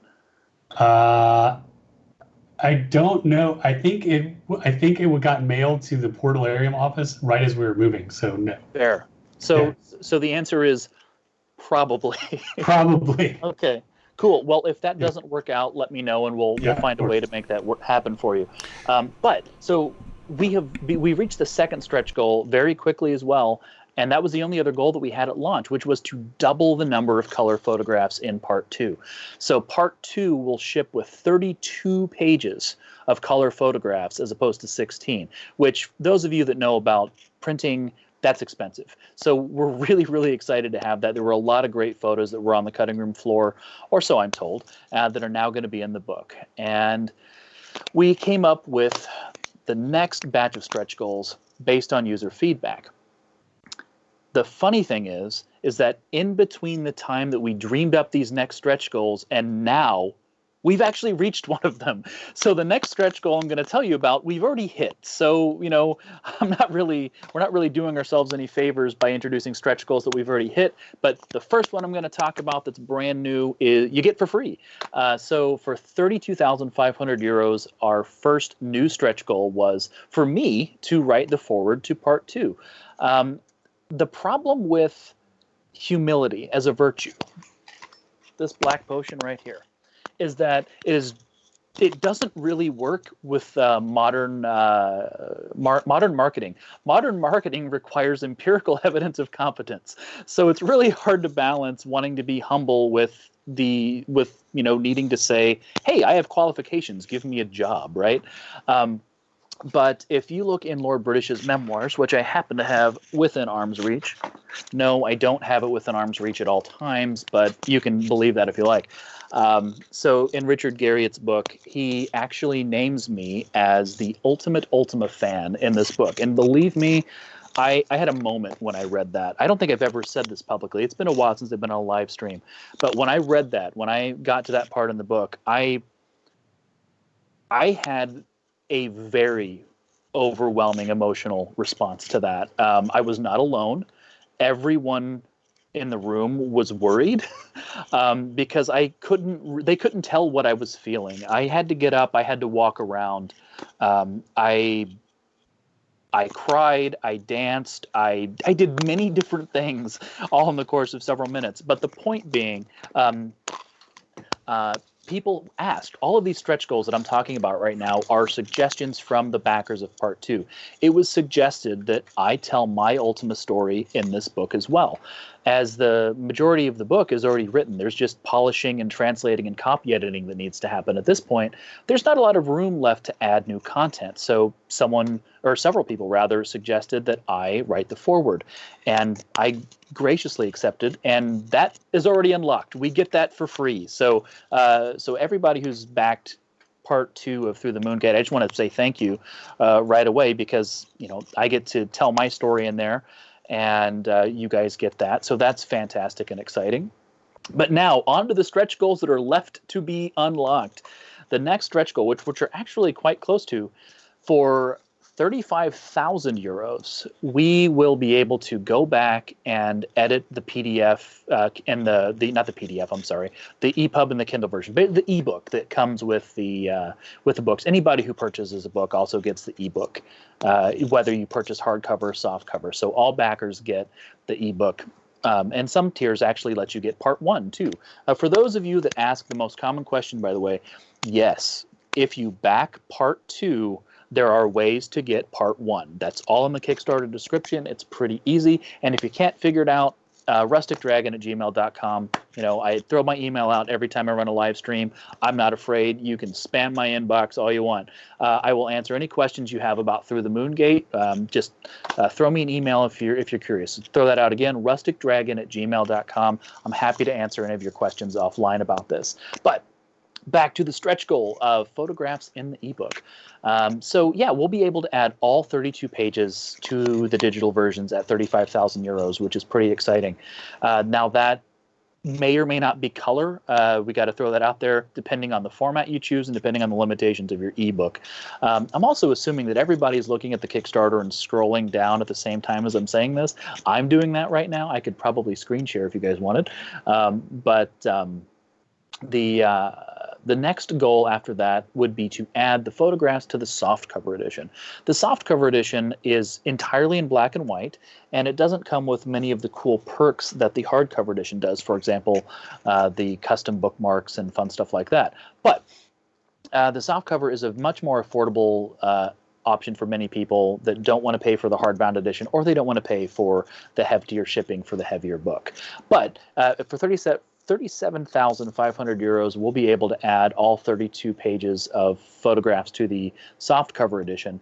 Those will be black and white. It's just a technical impossibility to print the softcover edition in color without getting a new publisher at this point. And unfortunately, it's just way too late in the process to meet shipping deadlines to change the publisher. So some people inquired about that. I wanted to take a moment to answer that. We just can't do it because we've got a firm commitment to shipping deadlines. Part 1 was funded and shipped on time, which was a wonderful accomplishment. And I applaud Andrea for doing that. And we have a strong commitment to making sure we ship on time as well for Part 2.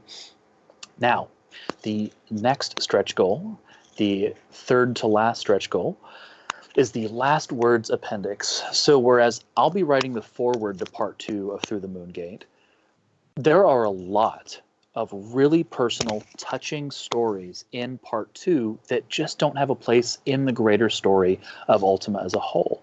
People's stories about why they love Ultima, why they love Origin, how it moved their lives, stories that I like to ask people, back when I was running the Hearth of Britannia Dragons meets. I've always wanted to know, what is your Ultima story? Why do you love Ultima? Why do you love this thing that I love? And, if there's one thing that you could say, if you could say farewell to Origin,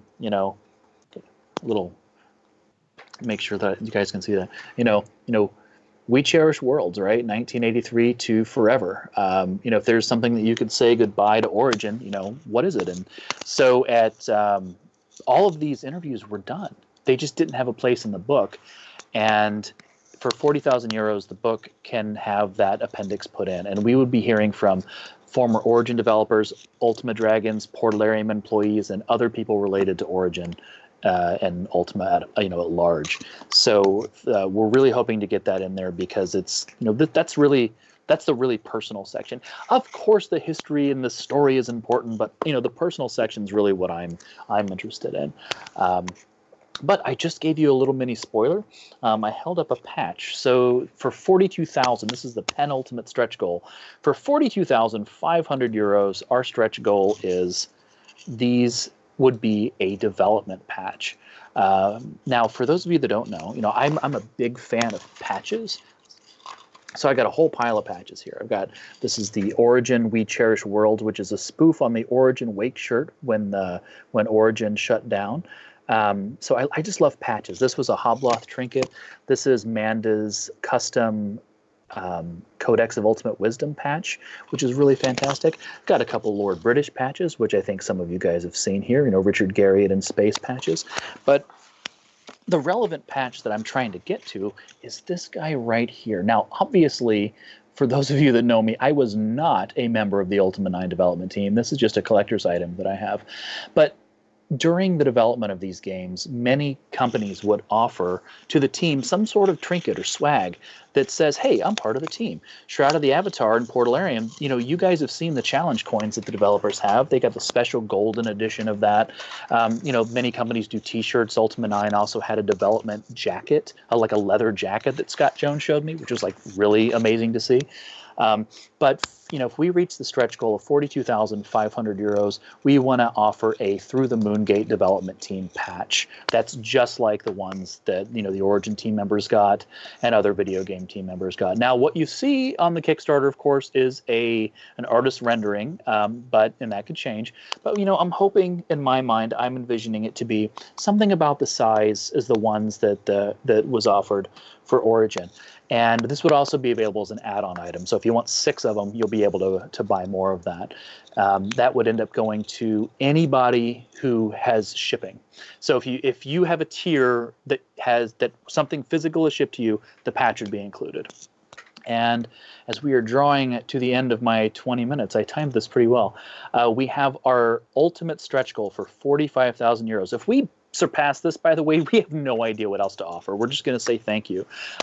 But for 45,000 euros, we're going to offer something that's honestly kind of tremendous and kind of unprecedented. You don't hear about this happening very much. Unfortunately, one of the most commonly communicated things about Part 1 is that some people had problems with the way that it read. They felt it wasn't as smooth as it could be. They had trouble with flow. They felt like it could do with some editing, which is a main reason why I'm part of this project now. So the goal would be, if we manage to reach 45,000 euros, since I will be copy editing Part 2 of Through the Moongate, I would then go back and copy edit as a new pass Part 1 of Through the Moongate. And now we can't reissue the books. We cannot give out another hardcover or another softcover edition.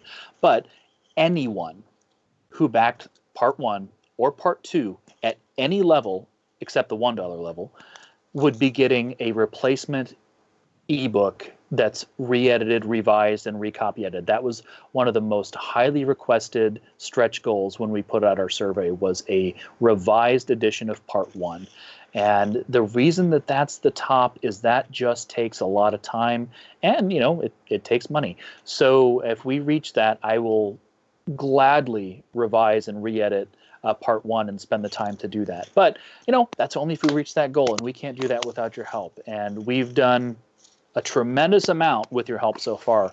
And so thank you on behalf of Andrea, on behalf of Enrico, on behalf of, Manda and Dennis Loubet, who's providing artwork for Part 2, some of the stuff you haven't seen yet, which is really exciting. On behalf of everyone who's affiliated with this project, I want to say thank you for backing this project. As Richard once said about the Hearth of Britannia and the events that I ran, I will apply his words to this book. It is an important part of our mutual shared histories. This book, because I'm in this book is an important part of a history of not just something that I love, but arguably it's part of my history too. This book is a part of the history of everyone you're seeing on this live stream, everyone who backed Shroud of the Avatar. This book is an important part of everyone's history. So part 2 is going to take us. It's going to take you there, just like Portalarium, right? We're going to get to, we're going to bring us up to the current. So if you guys have not backed this project yet, please take a look at it. And again, if you have any questions about it, I am more than happy to answer. rusticdragon@gmail.com. It was so good to come back on stream again. It's been years. I feel at home here, and it's great to see you guys. And if we have time for questions, or you guys on the stream have questions, I don't know what's next, but that is my piece, and thank you for listening. We have missed you too, and isn't that part of the song, the Space Bard song, like there's always a home in the heart of, you always have a home in the heart of Britannia?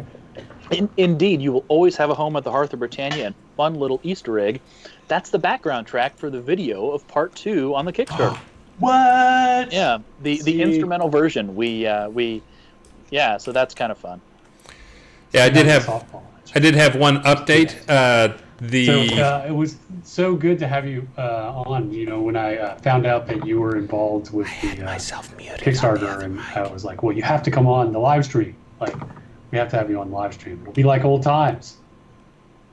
With all Indeed, I appreciate it. It's a little difficult having a real 9 to 5 again. But I can make it happen sometimes, and it's absolutely a pleasure to be here. I've been away for a long time, but I'm back. The Hearth of Britannia's back, and it feels really good to be here. And I think I have to say a little bit of trivia, live streaming and Portalarium and Shroud of the Avatar trivia. Well, and live streaming trivia. My very first live stream. And not just a Shroud of the Avatar live stream. My very first live stream ever was a live stream you were running. Like, wow, was that the first telethon? Yeah, the very first. Wow. Yeah. So, and I think I was in the process of moving back to Austin to work on Shroud, and I think my family was asleep. It was like a 24-hour telethon. Yep, yeah. And I think I logged in, I went in a spare bedroom and was trying to be quiet, logging in from my laptop. And I think you guys were in hour 20 or something like that. So that was fantastic. Yeah, so you got me to be on my very first live stream. Well, that's cool. I didn't know that. See, that's the type of stuff that should go in the book, or maybe the Hearth of Britannia Chronicles book someday. Yeah, exactly. So it was and we have some prizes to give out. So if you'll stay while we read out the prizes, and then and I know that the players enjoyed having you back as well. So Aurelius Silverson, you won the Ornate Scythe. Yob Tar, you won the Day of the Dead Mask. Agnius, you won the Skeleton Pack. Blackbeard, you won the Undead Specimen set. Cure Cancer, that's a great name. You won the Gallows. And Nubby Earwiggles, fantastic name, and an often participant in our fishing contest, you won the Haunted Gothic Village Inn. Congratulations, all the winners. We'll have one more prize drawing before it's all over. Thank you, everyone. And thank you again, Rustic, for joining us. Any parting words or toasts? Oh, man. Oh, you know what? If why not? One of the things we always did at the end of the Hearth of Britannia live streams is we all gave a toast, right? And everybody got to go around and give a toast. So I think I'll give a farewell toast before I drop off, just like the old days at the Hearth of Britannia. I'm sorry. This just can't be said enough. Star said it already. Lord British said it already. The Hearth of Britannia is in the middle of a resurrection right now. I was on hiatus for a while, and I'm back. And when I said, "Hey guys, I'm coming back out of the darkness," so many people reached out to me and said, "I missed this. This was important to me. I'm looking forward to what you do." There has been an outpouring of support, both in terms of messages and even financial support, which I will be thanking people profusely on my Patreon soon for that. This is not a plug for Patreon, but the point is, Star said it already. We can't do what we do if it's not for you guys. I can't, write my cookbook and run my events and put together this Ultima-based LARP system. I can't do any of that if you guys don't play it, if you guys don't read it, and also if you guys don't support it, and if you don't care. I'm not going to get out of bed each day and do this if I'm the only one in the world that cares. Knowing that you guys care has gotten me through some really, really dark times, especially lately. So it's really good to be back. I could not do this without you. I just want to raise a glass for the first time in many, many, many months to everyone out there who gives a shit. I don't know if I can say that or not, but thank you so much. I really appreciate it. To you guys, and of course, to Rabble. Rabble. Great toast. And also the books. Cheers. I've seen the books, and they were. All right. Well, thanks for joining us. You I bet. don't think they can hear You're me. welcome to stay on. We're gonna walk can't hear around me. some of the new scenes, or if you have to go, that's okay too. Oh, I'm loving this tour of Harvest, by the way. Richard has several times invited me to give some specs for what I want the Hearth of Britannia to be in the game, and I've just not quite gotten around to it. But it has to, it belongs in Harvest. The Hearth of Britannia is a fall, place. So watching you guys walk around Harvest, I'm just like, always, it's my favorite place in the whole game. So All right. I'm going to cool. drop Well, off and watch okay. from afar so I can frantically type on the keyboard. Okay. But thanks again for having me. All right. Hey, I have one more Bye, thing to tell you before you go, which yeah? is the books were at Portalarium, and I packed them up. I saw them, and I assumed they were with Richard's stuff, so I packed them in his stuff that he took. So I did see them. They look fabulous. So, good work. Fantastic. I'm glad you guys know where they are. Oh, cool. That's where they are. Also, All right, I've been great. trying to tell you that for the last 10 minutes. I didn't realize that I'd been muted. I thought Star was just being rude and talking over me and didn't want me to talk for some reason. So, anyways. Yep, you were just muted. Yeah, somebody muted me. We thought that there was noise coming from your mic, so that was me. I'm a pro Players can hear streamer. you, just not us. Yeah. All right. Thank you, Rustic. Thanks. Bye, guys. See Bye. ya. All right. Let's see. Sanyo. So are we in Nulfheim now? I am in Ulfheim. Yep. Elfheim, the home of the barbarians in North Palladis. You can see, so to just sort of summarize what the changes were, the old scene was a duplicate of a different scene and one of our earliest scenes. So there wasn't a lot of, say, like height changes and the environmental quirks here and there. It was just kind of a straight forest, mostly a perimeter that you can circle and a slightly raised central area where we had swapped in some barbarians and some wyverns in that area. And there was like one building in the middle to sort of mark the barbarian community. But it was always the intent to come back and give it some extra mechanics and interest.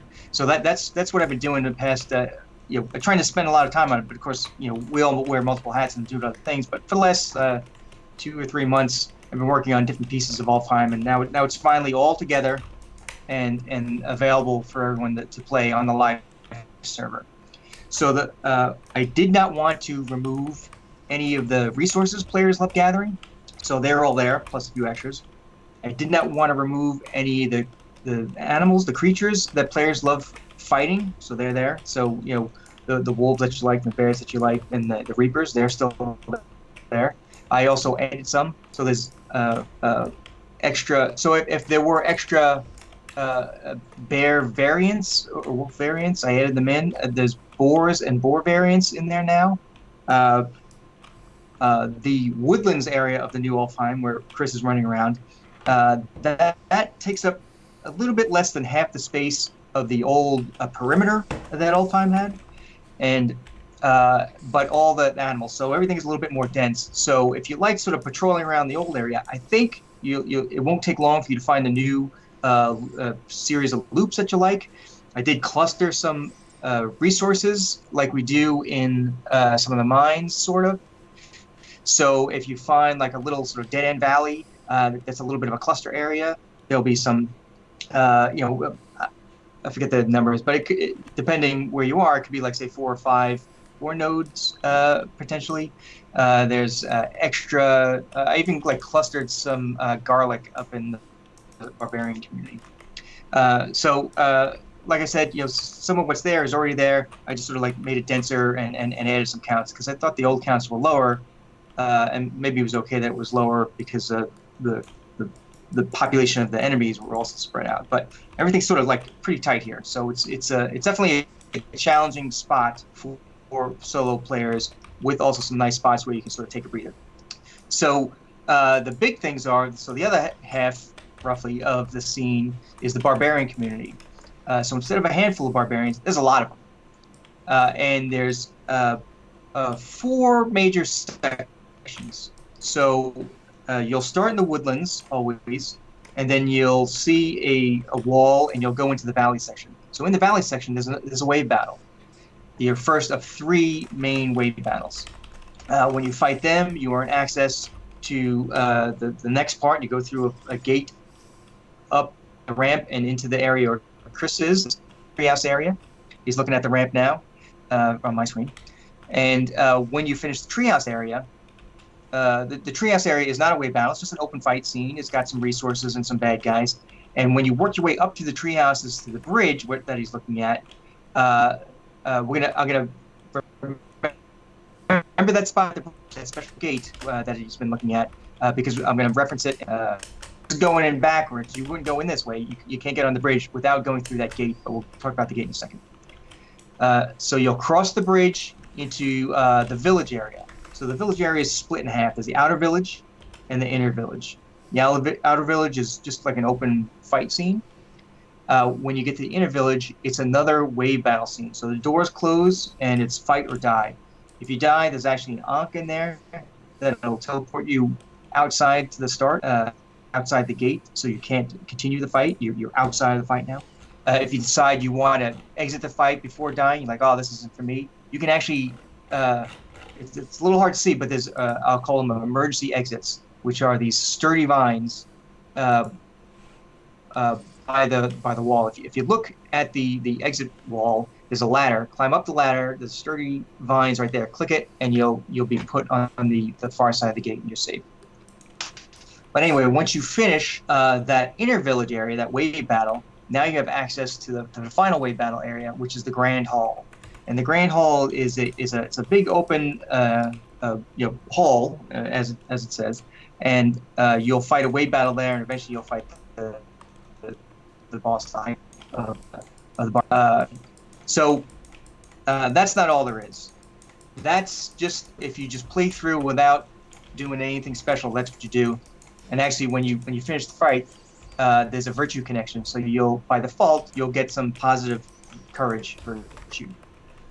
But along the way, in the 3 main areas, there are 6 sets of virtue side activities, 5 sets. Default is positive courage, but the activities are negative courage, positive and negative love, positive and negative truth. And so if you participate in those side activities, like we saw Chris just chopping a totem, that's one of the side activities. If you do all 3 of those, then you will change the composition of bad guys in that final battle. So you're actually affecting your final battle by the things you do. You can simple things that can happen are like if you ended up rescuing all those mistreated wolves, there won't be any mistreated wolves in the final battle. Potentially you'll do something that causes wyverns to appear in the final battle instead of wolves, or maybe there's no things can swap out, and then instead of the positive courage as the default, you will get this alternative. So if you're doing the positive love task of freeing the wolves, finishing the whole final battle, you'll get a little burst of positive love points. So that's how you can change the enemies that you're fighting. Now, that's not it. This is part of the reason why it took me like 3 months to do all this stuff. There's all this crazy logic going on. So another thing you can do is, remember back at the start of the bridge, I talked about that gate? So if you just open the gate, that's fine. But there's 3 drums next to that gate inside that treehouse. if you have 3 friends playing the drums while you open the gate, so 4 people, then you get a message that you're alerting the enemies that you're coming. So you are basically kind of kicking in, I'll call it hard mode. So hard mode means that there's extra bad guys in the village area, the outer village area, and the wave battle in the inner village area. And there's also extra bad guys that'll pop up in the Grand Hall battle. So if you want it even tougher, there's some choices for you. So lots of choices on how you can affect the fights in Alfheim. It's a very complex, dynamic scene with a lot of involvement from players. And also, once you finish, it's a public scene, so there will be other people sort of interacting with things, so you got to keep that in mind.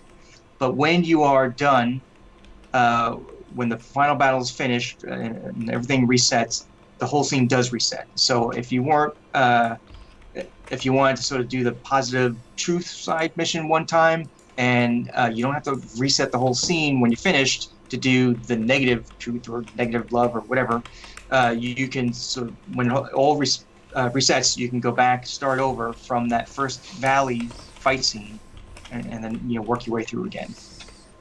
So there you go, a lot going on. People seem very excited about it. I'm very happy that everyone likes it. There are still some players who love the old one. I'm not going to say don't love the old one. I know there was a lot you liked about it. I'm hoping you like this one. We're not going to take the old one and put it somewhere else. The old one's retired. But this new one is something that I feel is important.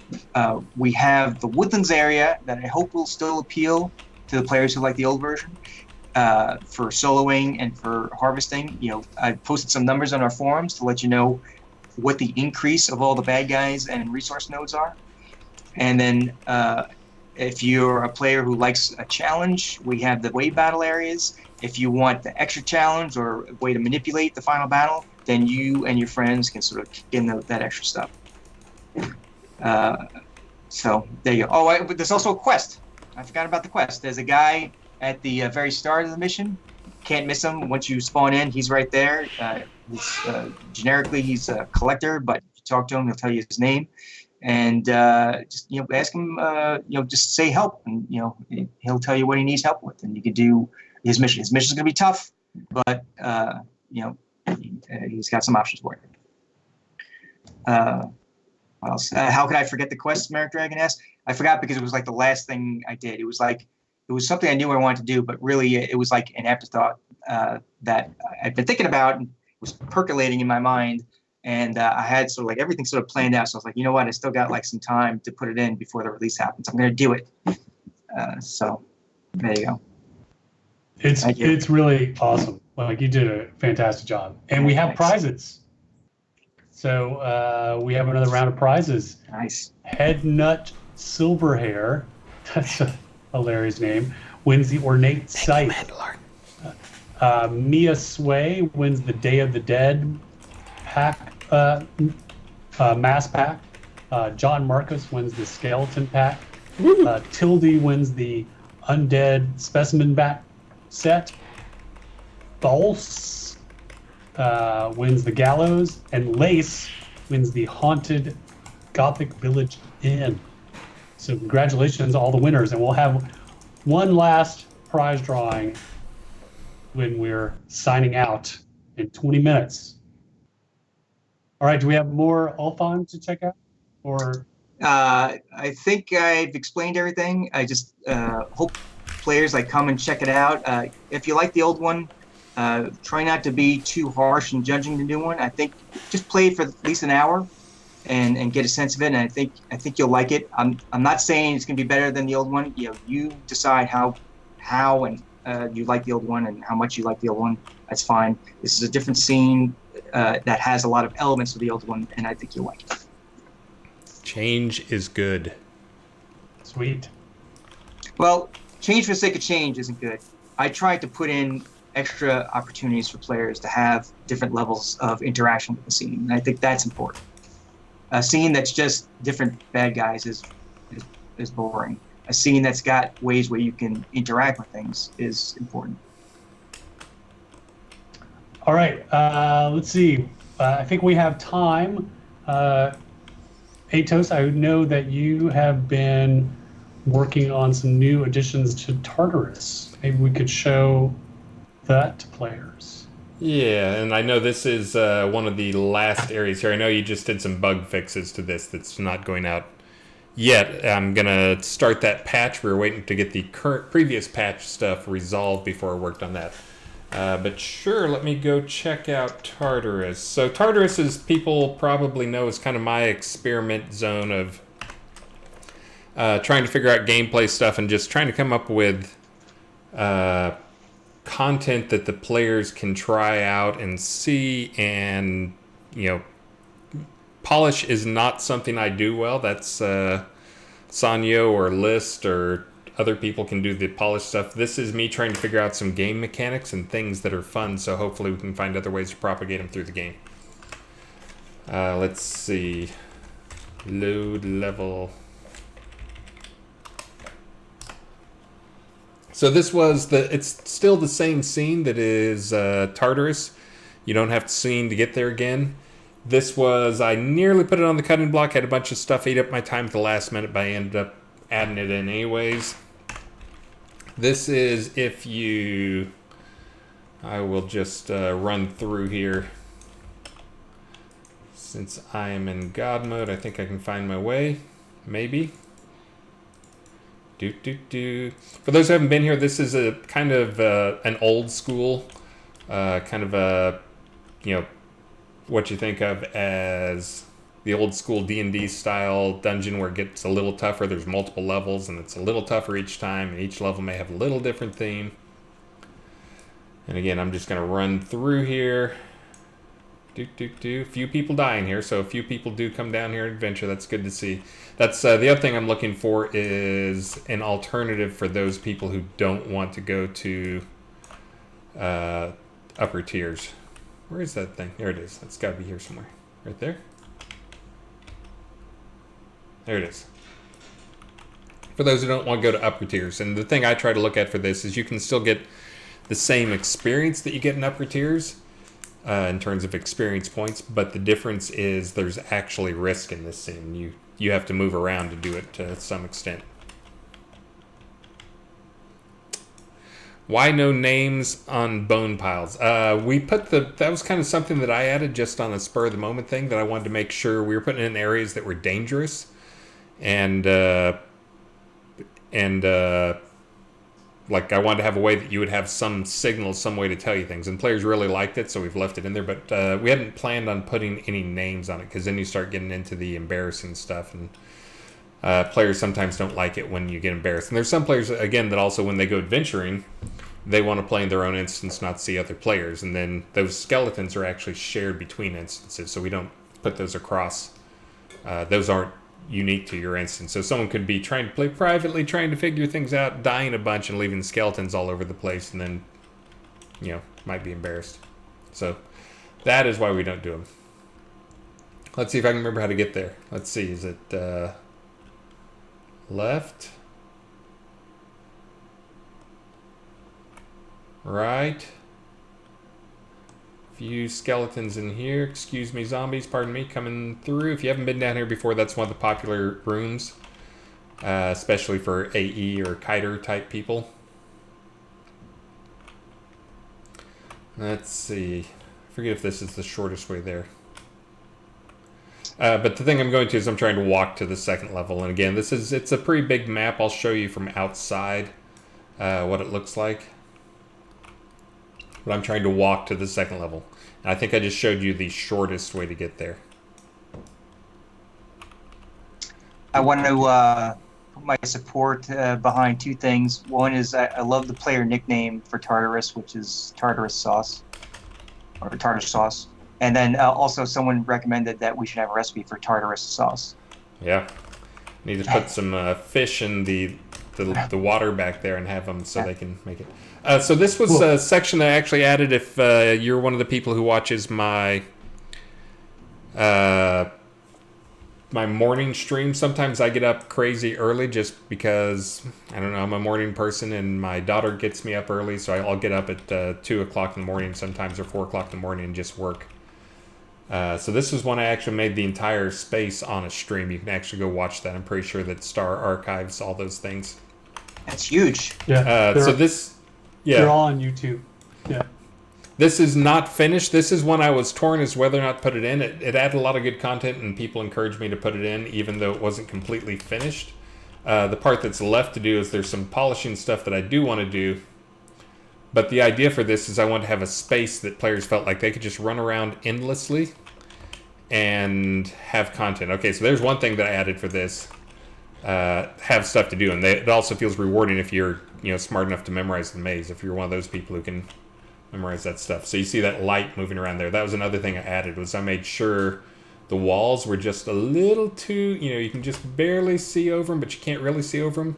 But the thing is, there's up to tier 15 guys walking around in here now, and there's going to be some boss level 15 guys, which puts it on the level, for those who know the game pretty well, that puts it on the level of like Spider Queen in difficulty.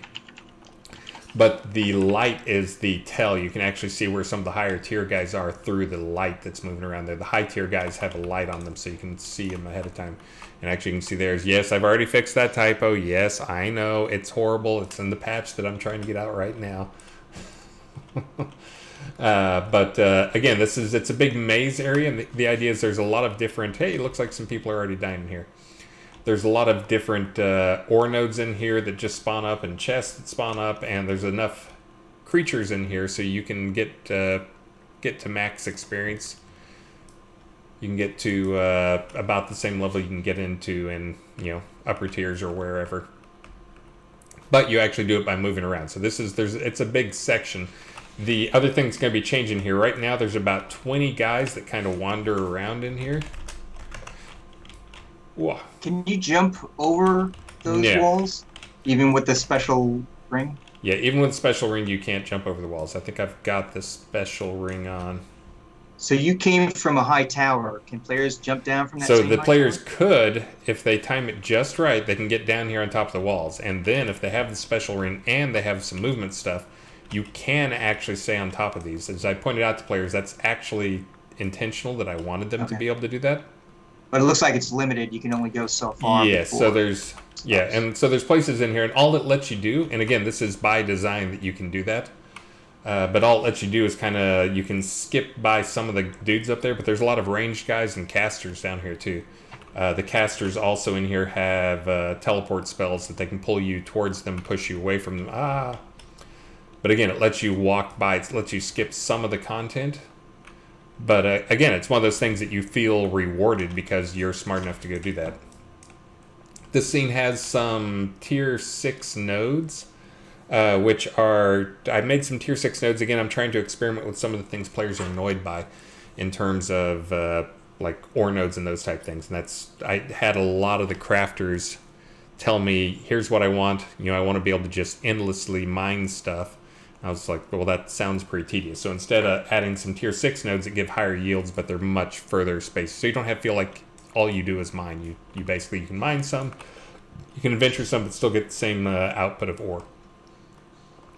I still haven't gotten to check my metrics. Of course, when I design these things, I design them for if I were doing it, and you guys are like 100 times better than me and 100 times smarter in how to play things, even though it's my game. So yeah, so I'll go see how your yield is. And again, there's some chests that'll be scattered in here. Let's see. Oh, Dark Star fried oysters. How about that, Dark Star? Lead some of those guys up.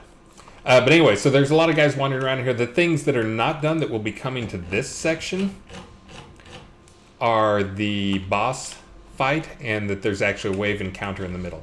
Now, there will be another section that will be very similar to this, that needs one piece of technology before we can put it live, that is a very large similar maze to this, and in a large space. For those of you who can't see, this is it's a large pyramid inside. You can kind of make that out. Actually, in the next patch, you'll see that there's a lot more light in here. Not a lot more, but there's more light shining up the tower, because that's the idea, is you always need some reference points so you can kind of tell where you are. If not, it's really easy to get turned around in a maze.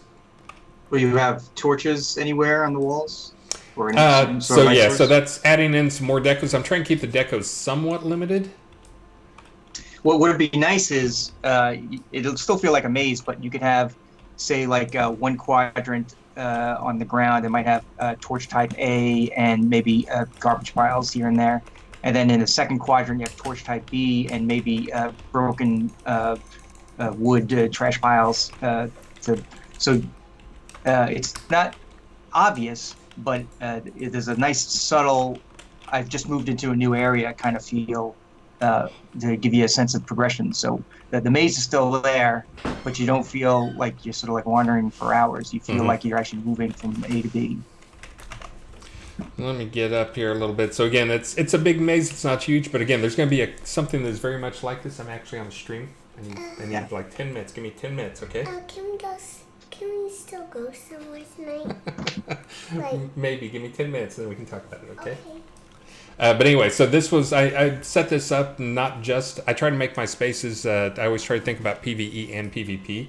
So again, these hallways are set up so they're big enough that you can actually have fights in them. That's part of why they're spaced like this. They're 12 meter wide. I know they don't look 12 meter wide, but they're 12 meter wide sections.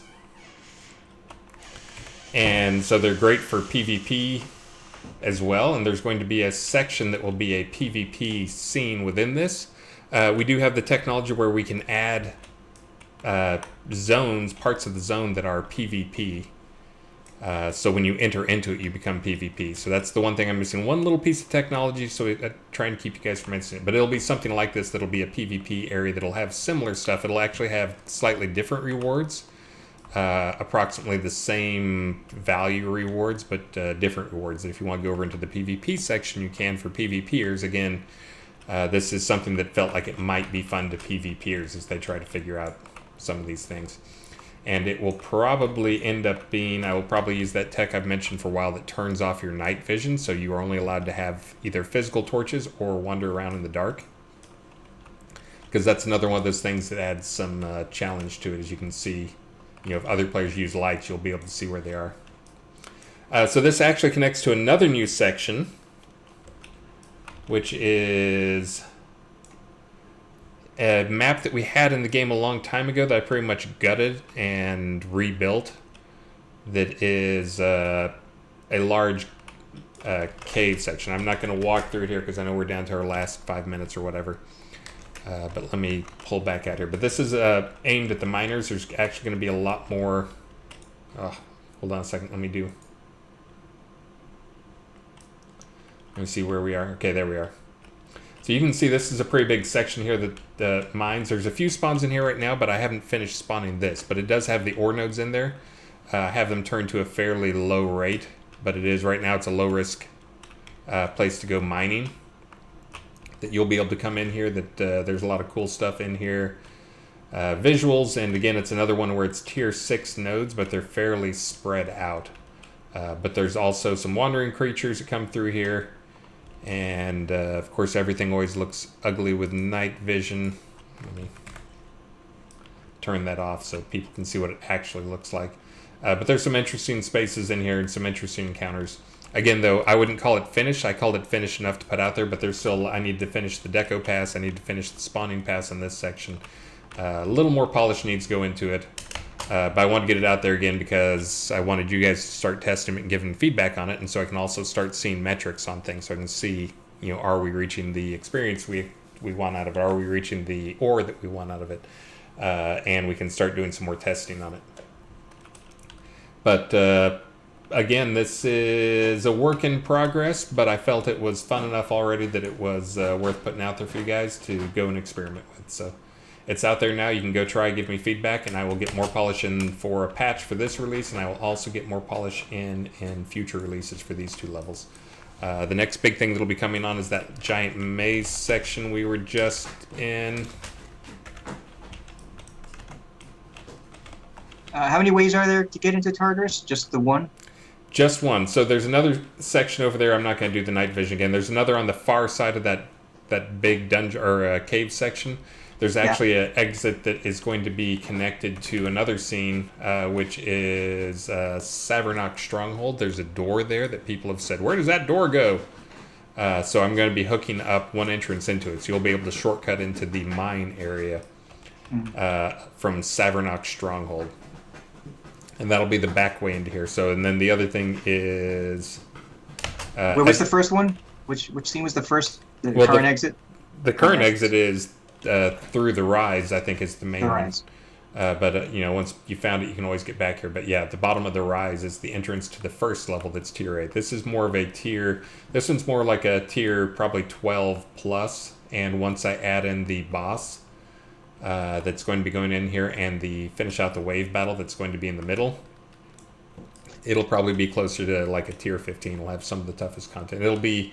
Again, it's a maze where there's lots of high-level wandering guys in here. Each one of these guys is probably, for the min-maxers out there, they're around 20,000 experience point guys. So each kill is 20k plus. And then once the wave battle goes in, it'll be pretty good experience. How do people die in here? I guess they fell. Thanks for showing that off, Chris. And so some great new work in there, especially once again, Alfheim, like great work there, Sanyo. That's just one of the many things that went in release 70. And reminder to log in starting next week to get your October login reward, your skull mask.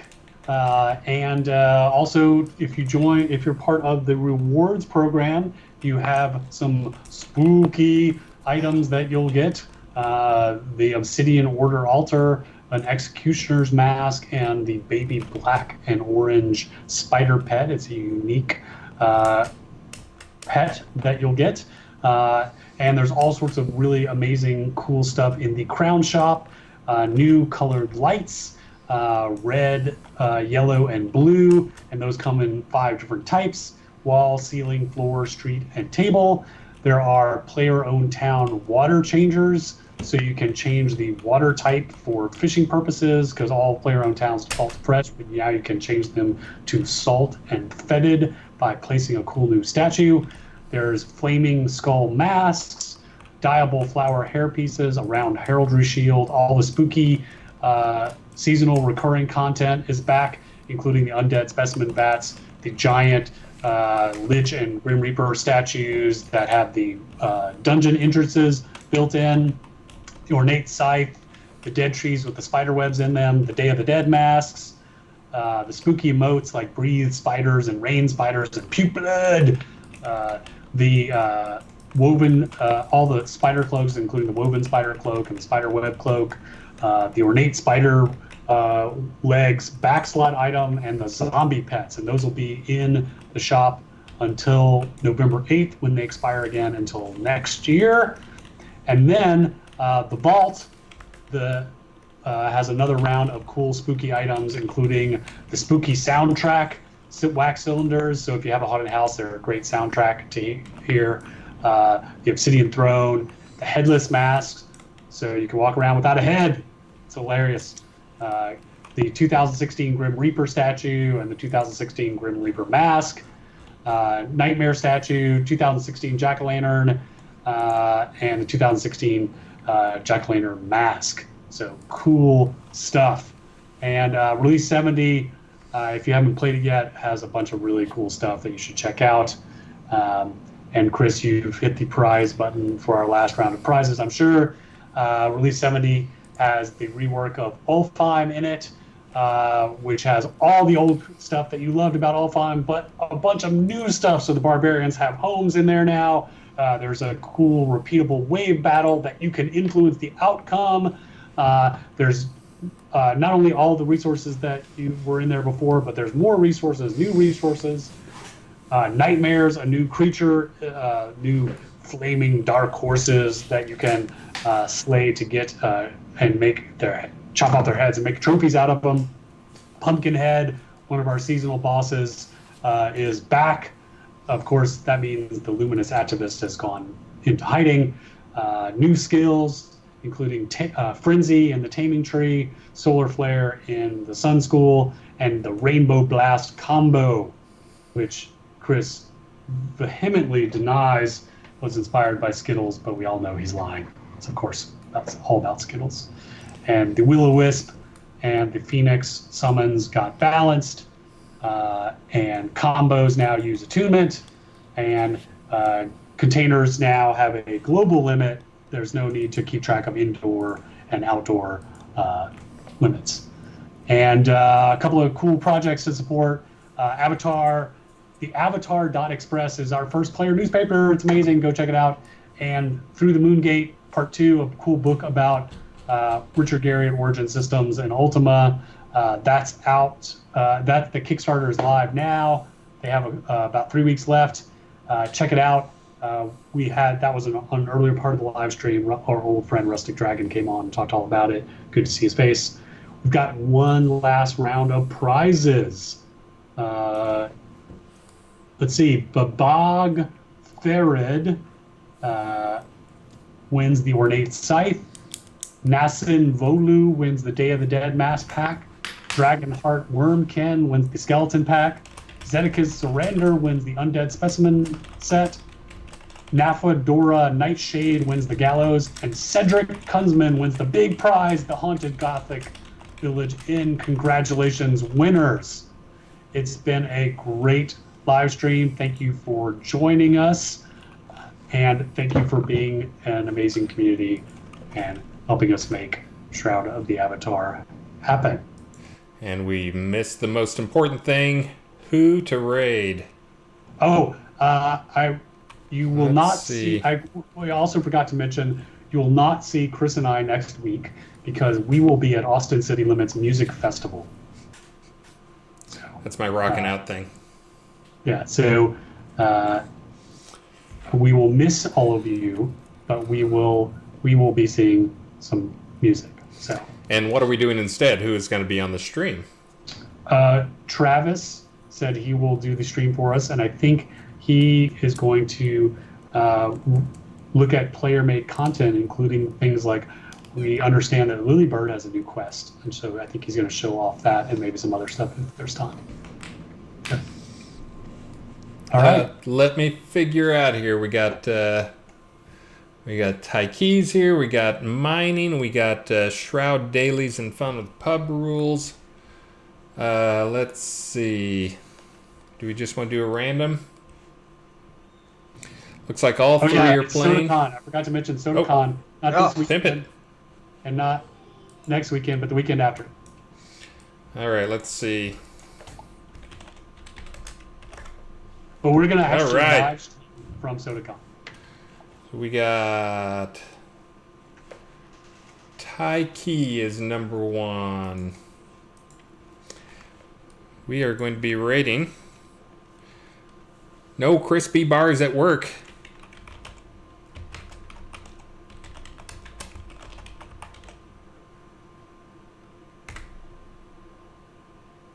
All right, we are set up and ready to go raid. All right. I'll say, Sanyo, you want to say goodbye? I'm going to say goodbye. I'm also, let me just, for those people, there's my dog. Oh yeah, my dog's. Here's some plans that we drew on a lunch placemat for Despair dungeon improvements. Awesome, and so there's my dog up there. I forgot Maxine keeps adjusting my camera. I'll say goodbye, and then Star can say the final goodbye. Goodbye, everybody. I will see you on streams next week. As Star mentioned, I will be out next Friday, Saturday, Sunday. I still am behind on a lot of stuff, including taking care of these 33 emails that probably are all people saying, where's my thing? I will get to you guys. Hopefully I can get to you guys tomorrow morning. Also, I did not deliver last Friday's goodies yet. I will deliver last Friday's and this Friday's goodies as soon as possible. Hopefully this weekend I'll be able to get to those. Today was swallowed up by patching problems, you guys probably saw. But thank you, everybody. And Star, you want to say goodbye, and I'll click this raid button. Bye. Bye. See you guys.